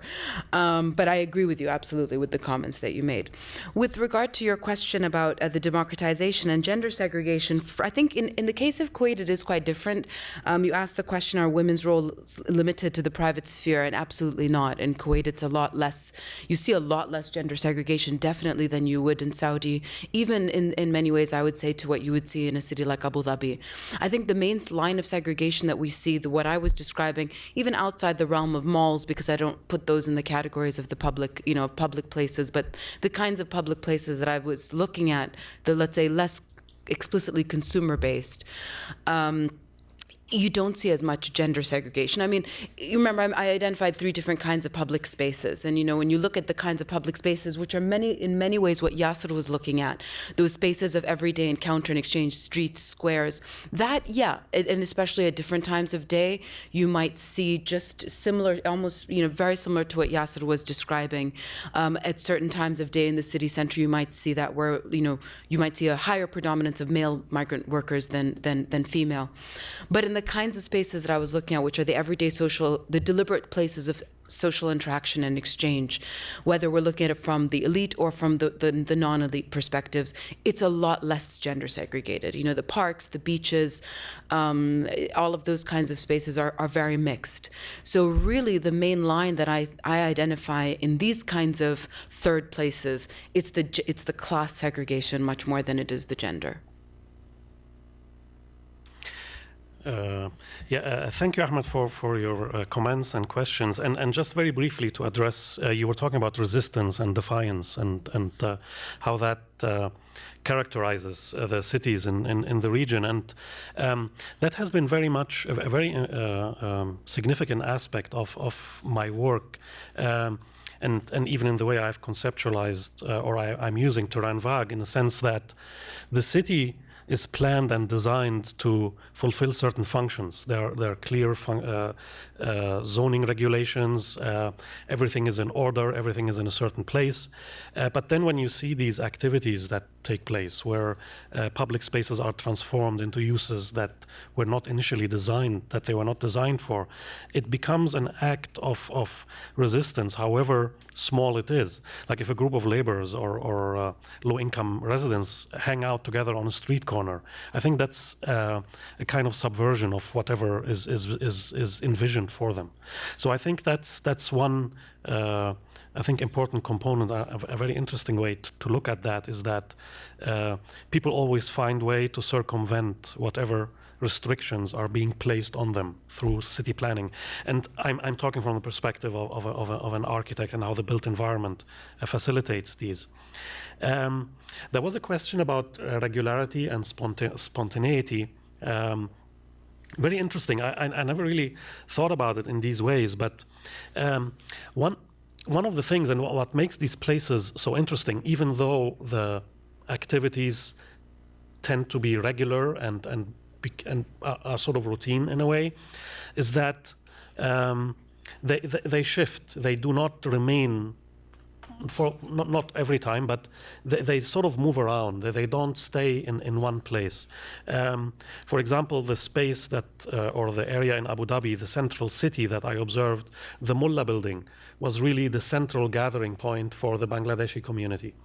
That building has been demolished, and the activities shifted to that square with a tree.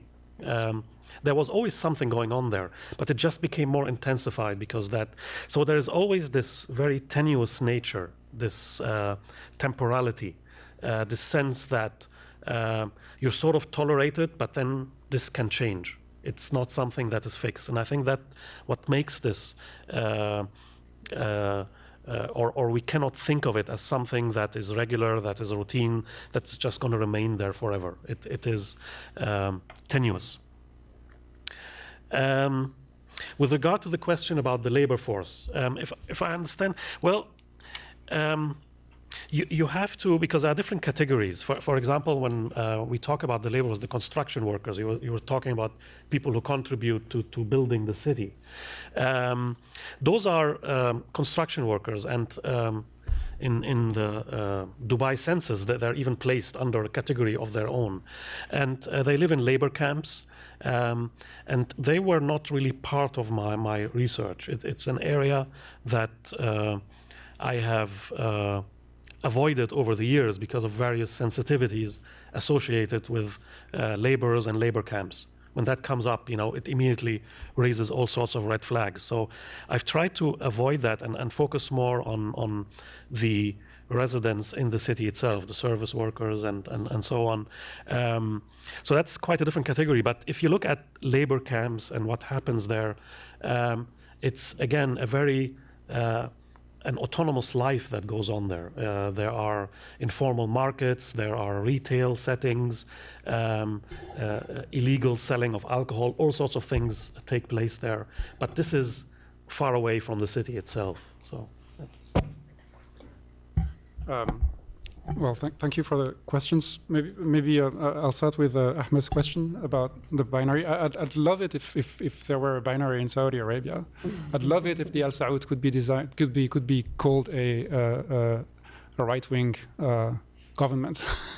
They can't, right? Because there is no alternative, right? And so, there is no binary there. You have order/disorder, which is one thing, and basically if that system rules the streets in such a top-down manner that, I mean, we're talking about a police state here, right? And I'm interested personally in all these different manifestations of dissent, from joyriding to public sex, precisely because streets are not places of political contention, right? I mean, whenever political contention happens, massive repression strikes immediately with the best of excuses, right, to propose to Al Saud's partners in the European Union and in the United States, and everybody swallows the pill. So yeah, I mean, when you try resistance, you deal with the cops. You don't deal with the urban planner in that. Could I respond really directly to that very briefly? I'm glad you said this, because this, in a way, one of the points of my question is, can we talk about resistance in a more specific sense, in a less abstract sense? And every place, as you mentioned, Saudi Arabia is much more repressive than the other countries we've been talking about in many ways, and the category of resistance is more, as I think you put it in your work, a sort of plebeian public sphere of road violence and that kind of thing, which is not resistance has to be sort of, we have to talk about sort of what is its relation to politicized projects, right? Whether the capacity for politicization is present or absent. And I think to talk about resistance in a more general sense is not very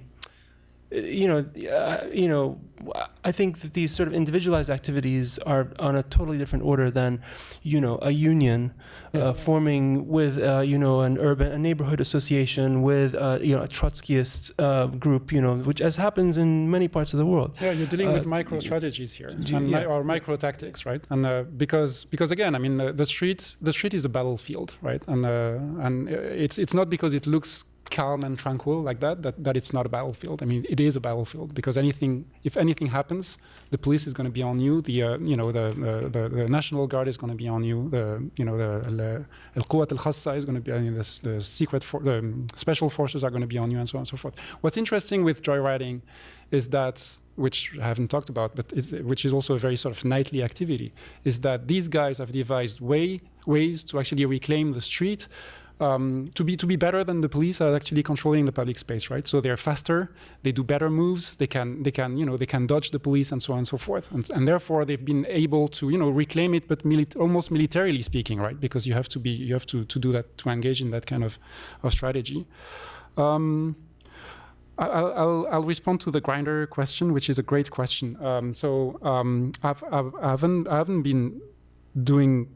haven't been living in Saudi Arabia since the global emergence of Grindr, but I lived in Abu Dhabi, and I've been very interested in public sex in Abu Dhabi as well, on the Corniche, which is it's that long area along the beach, along the seaside, right? I mean, in Al Markaziyya, in downtown Abu Dhabi, where you have several different levels, right? I mean, you have the street level, and then you have two levels that are going down to almost to the water level, that are invisible from the street, right? And all sorts of stuff happen there, right? So it's a great place for public sex.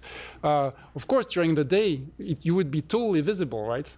Because there are boats, there is an island on the other side, and people could actually see what happens. But at night, again, that is like the istirahat, right? I mean, that's a place that affords you an access to night, right? It's no longer a place that affords you an access to the sea. Who cares about the sea, right? When what's available here is a much rarer resource, which is privacy. And so Grindr didn't kill that, because my contention, and I think I've been doing a lot of observation on the Akaria, right? So in 2002, that scene is like my first discovery of it, and I was so excited that I wrote that 6-7 pages text that I sent to my friends in Paris, and I told them, I'm having so much fun. You suck because you're in France, and I'm cool because I'm in Saudi Arabia. Because everybody was saying, you're going to Saudi Arabia, you're a loser, and I was saying, no, I really love it, and it's amazing, and so on and so forth. So I was 25, and I was trying to say something, but basically at that time you had websites, right? I mean, you had there was Manjam, for instance, which is very popular, and my content, or you had Bluetooth, right? I mean, you could already connect with people in your radius of 5, 10, 15, 20 meters, sending texts, sending pictures, and basically you wouldn't need Shara al-Aqariya to actually connect with people. But my contention is that here we have the disconnected crowd, right? And in Abu Dhabi as well, it's people with no iPhone. Right? The guy I went with in that scene, he was a soldier at the Royal Guard, Al-Hars al-Malaki, right? And he had no cell phone, right? 2002, no cell phone. I had no cell phone myself because I was a temporary worker, right? And I didn't see the need for a cell phone. So in the end, we exchanged landline numbers, 2002 landlines plus Aqariya. But I mean, you have that's how the internet was created, right? I mean, it's a bunch of people like driving around the United States with like video in the back of their van. I mean, that's another story, but yeah. I think we have quite a bit of time left, so do you want? We have. Hey guys, how are you? Nice to see you. Nice to see you as well. Thank you for these great presentations, and thank you to Ahmed. Good to see you all. I have one question for all of you at the end, but two pointed questions, one for Farah and one for Yasser. The first for Yasser is, it seems like with these spaces, it reminded me a bit, and it's completely out of chronology, but of a kind of a Jacob Riis project, whereby there's a kind of a reform. Riis had this kind of reformist zeal in his documentation, where yours doesn't seem to have that. But you clearly are contrasting it with a kind of an official urbanism. So there does seem to be a kind of a celebration of it. So I'm wondering almost what else. I almost want to push you a little bit more on those images to say how are different ethnic groups using those spaces, and sort of going a little bit further in those spaces beyond simply a contrast with the official urbanism. I think there's so much there, and it's so rich, but I almost want to push you a little bit on that, if that's possible. And for Farah, my question was with Oldenburg. I've always sort of read him as somewhat of a conservative. I mean, the idea of the great good place is always sort of hearkening back to the French cafe, et cetera, and, you know, why aren't people going to get a beer after work anymore, sort of taking the United States to task about kind of a loss of leisure, but essentially sort of the weakening of civil society, sort of the Putnam bowl alone kind of business. But it sounded like in the present, so it didn't seem like that jibed as much with what I heard more of a kind of a Richard Sennett Fall of Public Man, sort of the anarchy, the more sort of outside the view of the state, to allow a kind of an organic interaction that isn't as mediated and less persecuted, obviously, or less ordered.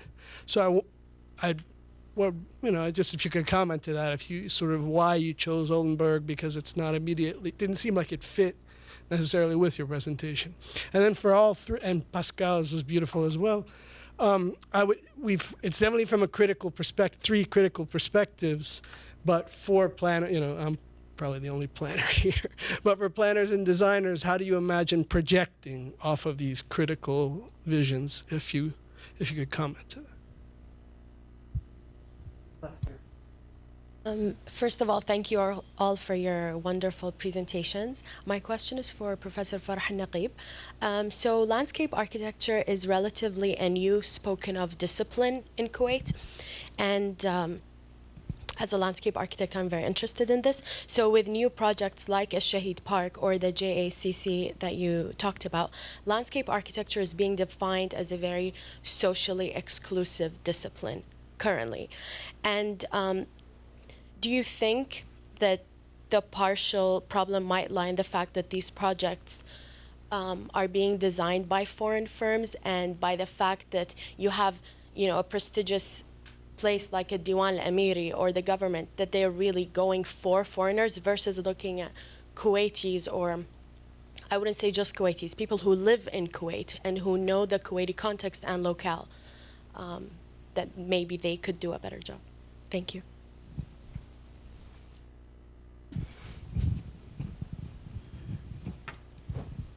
Hi, I don't know if this is helpful, but I have a brief follow-up on the Aqariya experience. The mall itself, from my experience, pre-cell phone, pre-internet, the male shabab and the women wearing hijab would cruise back and forth inside and then drop numbers and so forth. And so even when, you know, when I was living in Riyadh, like late 80s, early 90s, and I went to the mall, I'd be, you know, kind of followed by shabab. But recently when I was there in 2013, and I went to the mall with a group of my cousins, like teenage daughters, they were not covering their faces, and we were walking through the mall, and that whole atmosphere of like intense cruising and so forth didn't seem to be happening. And the teenagers seemed to be largely, you know, kind of on their phones, like you said. I'm not sure, you know, what kind of social, you know, kind of apps they're using. WhatsApp tended to be largely used, but it does seem to have kind of changed the atmosphere a bit. You know, with internet, people can connect more.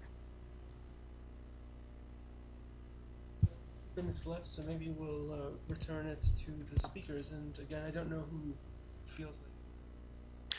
Yeah, I can first. start. Yeah, sure. Stephen's question. Yeah, thank you for that. Yeah, very interesting. What I presented was sort of a general overview of my observations in these places, and I simply wanted to illustrate the various categories and what happens. But clearly, in each of these instances, there are many stories that I have talked about in different papers and presentations. And just to give you two examples, one of them is in the district of Hor Al Anz in Dubai, which is that last image of the street corner that I showed. During my observations there, the predominant ethnic group that is there are Pakistanis from Pakistan. But on several occasions, I have seen a group of youths who come in who act quite menacingly. They begin to sort of shake the street signs. They go into the restaurants, come out, start talking to people. And then they would even come to me because I was sitting there having my camera set up to record the street corner. And they spoke in Arabic. And I found out that they are what is referred to as Bidun. They are residents of Dubai. They speak Arabic, but they do not have a full nationality. And they come to this space, they interact with the people there. And I think it shows a very interesting dynamic, something that happens within that space. And which I found quite fascinating.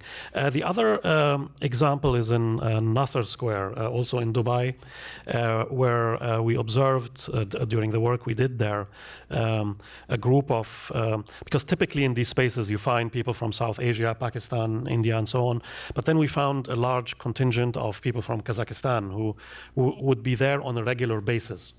And when they found that we were there like every day, one of them would always come to us and start talking to us and inquiring about our presence and what we are doing. And we began to notice that they have several of these people from Kazakhstan stationed around the square. And we could never figure out exactly what they're up to.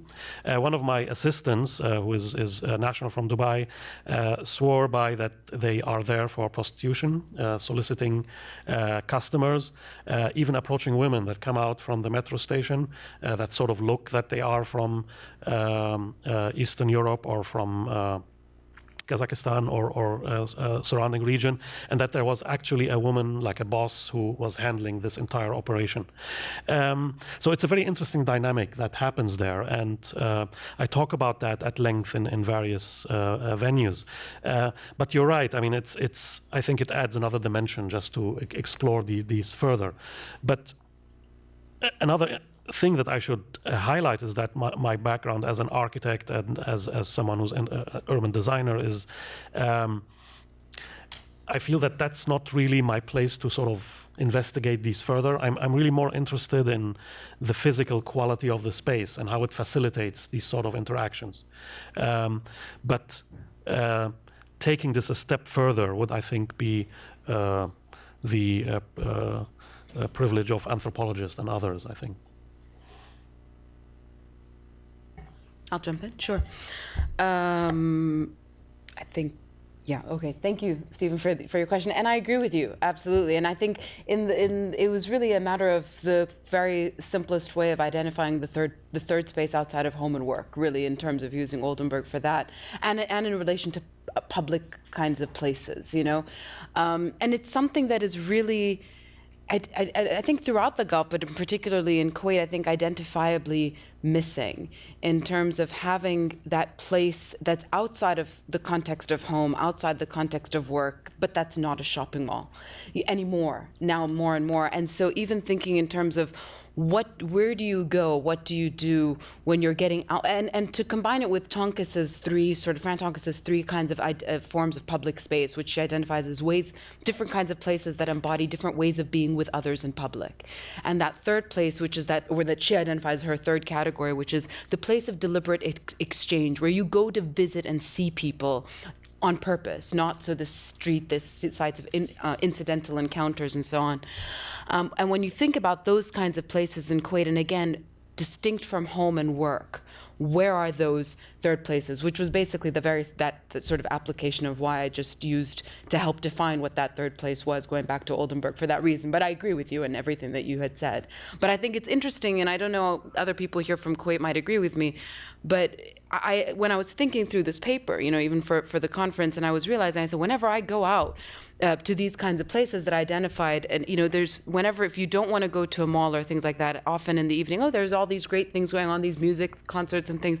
But somehow you're always switched on. I don't know if you'd agree with me, Abdul Latif. You're always still, your professional persona is still there. There's never that enough of a removal, like going to a pub after work or something like that, where you get to forget whatever your professional identity is and just be, That was something that I found that was quite interesting. And again, why I thought using that idea of the third place as distinct from home and work was helpful in trying to make sense of that category of place.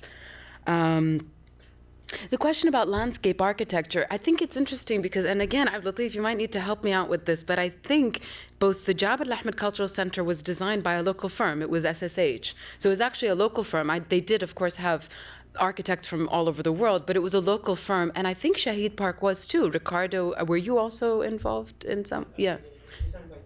By Tay, okay. Which is a local firm. And I think there's actually been a shift in Kuwait in the past few years more towards looking at, and I think it's because we've had such a vibrant community of younger architects over the past 10 years, Abdul Latif included, who have become more involved in the state planning apparatus and in the design of major public projects. So I think that I think that there's actually a positive shift in that direction. But when it comes to things like El Shahid Park, for instance, I don't think the design is the issue. It's a beautiful design, and I think it has many ways that it can be used in multiple different kinds of ways. I think the problem is the administration and the control, the management. So you can design a particular kind of place, but then, as I mentioned, I think El Shahid Park is almost somewhat doomed to not failure, but it's not truly public because of how inaccessible it is. It's sandwiched between two highways, and it's really difficult to get to. But as I mentioned, if it was willing to combine the different kinds of uses that could be put to it, so you still have these evening events and things that bring people to the park, but at the same time allow picnics, barbecues, ball games, those unofficial kinds of uses that it explicitly bans. And in that sense, somewhat the design is not very conducive to that. It's a very, very heavily landscaped kind of space. So I think design is important, but it's the management after the fact that I think is really where things could go either way, really. No, Leilat Khamis is Wednesday night. Well, I don't know. We can have a debate about whether Leilat Khamis is Wednesday night or Thursday night. It's always been Wednesday night for me. It's Leilat Yom al-Khamis. Yom al-Khamis jai. قدامك. Okay. But I don't know. What do we vote? Thursday Eve, okay. I double-checked several times before because, like 2 days ago, I was like, wait, what if it's Thursday night, and what if I was wrong all that time? Thanks. Things are happening at the table here. The third place, Stephen's questions are really great, but he's not listening. What should urban planners do? Hey, what's up? What should urban planners do? I think that's a great question. The question about the third place is also very good. I don't know, Farah and Yasser. Would you think that the al-istirahat, as they exist in Saudi Arabia, are a third place? Because they look to me like they're a third place in a way, right? They're not work, they're not home. They're not a third place in the sense that they're not public, right? There is the problem of access there, and basically they sort of choose their public. And but in that sort of Weltanschauung that you just described, right? Places of deliberation as opposed to the street as a place of more, of less meaningful encounter. It seems to me that istirahat can be seen as a third place as They're well. private though, right? They're literally almost like an extended home. Yes, but they're open to more public invitations, right? For instance, at Tanwiriyun, which is a bunch of young Islamists who, 10 years ago were really doing interesting things in Riyadh, like opening up all sorts of debates about politics, the economy, society, culture, and so on and so forth. They were based in a series of istirahat, right? And they were inviting a lot of people over, which they wouldn't have been able to do in any other venue, whether public or private. So, yeah. It sounds to me like an ambiguous kind of place like the diwaniyas in Kuwait are. Yeah. Because diwaniyas are technically public, but they're in the private realm of a home. So they straddle that public-private divide in the sense that they are spaces that embody the public sphere. They're places for discussion and debate. No one can be turned away at the door of a diwaniya, but it is in the private space of a home. Yeah. And I think these istirahat sound like that kind of very ambiguous fourth space that we It can is, maybe. identify. Except that an istiraha is not near the home of its owner, right? No. So it makes a huge difference. I mean, in terms of sexual activities, for instance, it makes a huge difference. I mean, when if you have a little money, where do you go with your mistress or your mistresses? You don't go to the diwaniya, right? You're going to go to the istiraha because it's far away and less. About what should urban planners do? Maybe design more uncontrollable spaces. And I mean, sometimes I think that there should be a conspiracy of urban planners, right? To design stuff that doesn't work and that basically is open to more interpretations and to more usages.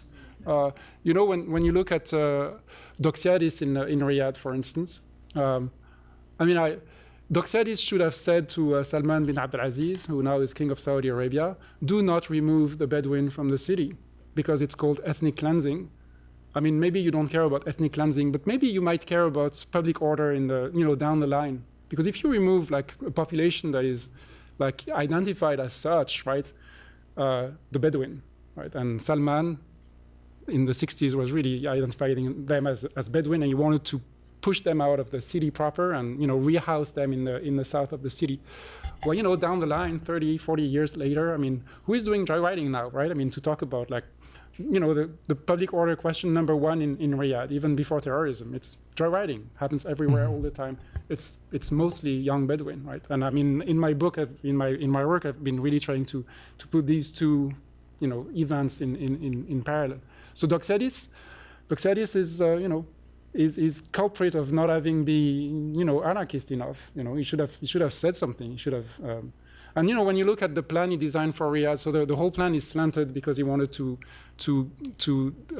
direct the city toward Mecca, right? And because he had that idea of designing the Islamic city of the future and so on and so forth. So what's interesting here is that this design created places of disorder, because basically in the articulation between the city as it existed, centered around a dira, and then the new plan, which is slanted, you have all these zones of friction that are really, really hard to design. And, local designers, municipality employees were really angry about the fact that Doxiadis had wanted to play an Islamic card, which was a pretty cheap card, by the way. I mean, apparently King Faisal didn't care much about the orientation of the city. That was really Doxiadis and his own fantasies about, the Islamicness of urban planning. But so yeah, I mean, he designed places of disorder. You have all these transitional neighborhoods, which are a mess, but they're a beautiful mess, right? I mean, you can see them on the map. It's as if you had taken a grid and you basically sort of bent and so beautiful stuff, but it happened by mistake. So maybe urban planners should plan for, I don't know. Plan against control, right? I think plan against the police, right? I mean, actually, very often they plan for the police and with the police. Yeah, actually, these indeterminate zones that you are describing, that there's a term for that. The last comment, yes, sir. Yeah, last comment, yes, sir. And it's called slow up, which are spaces left over after planning. So that's a term, that's being used. So. Well, I think I'm going to steal Pascal's term, a conspiracy of designs that don't work for Dubai, actually. I think that's a perfect description of that city. The whole Gulf, perhaps, yeah. So that was an incredible conversation, and I invite everyone here to continue the conversation, I think, tomorrow morning at 9:30, sorry. Yes, thanks to all the presenters, and well done.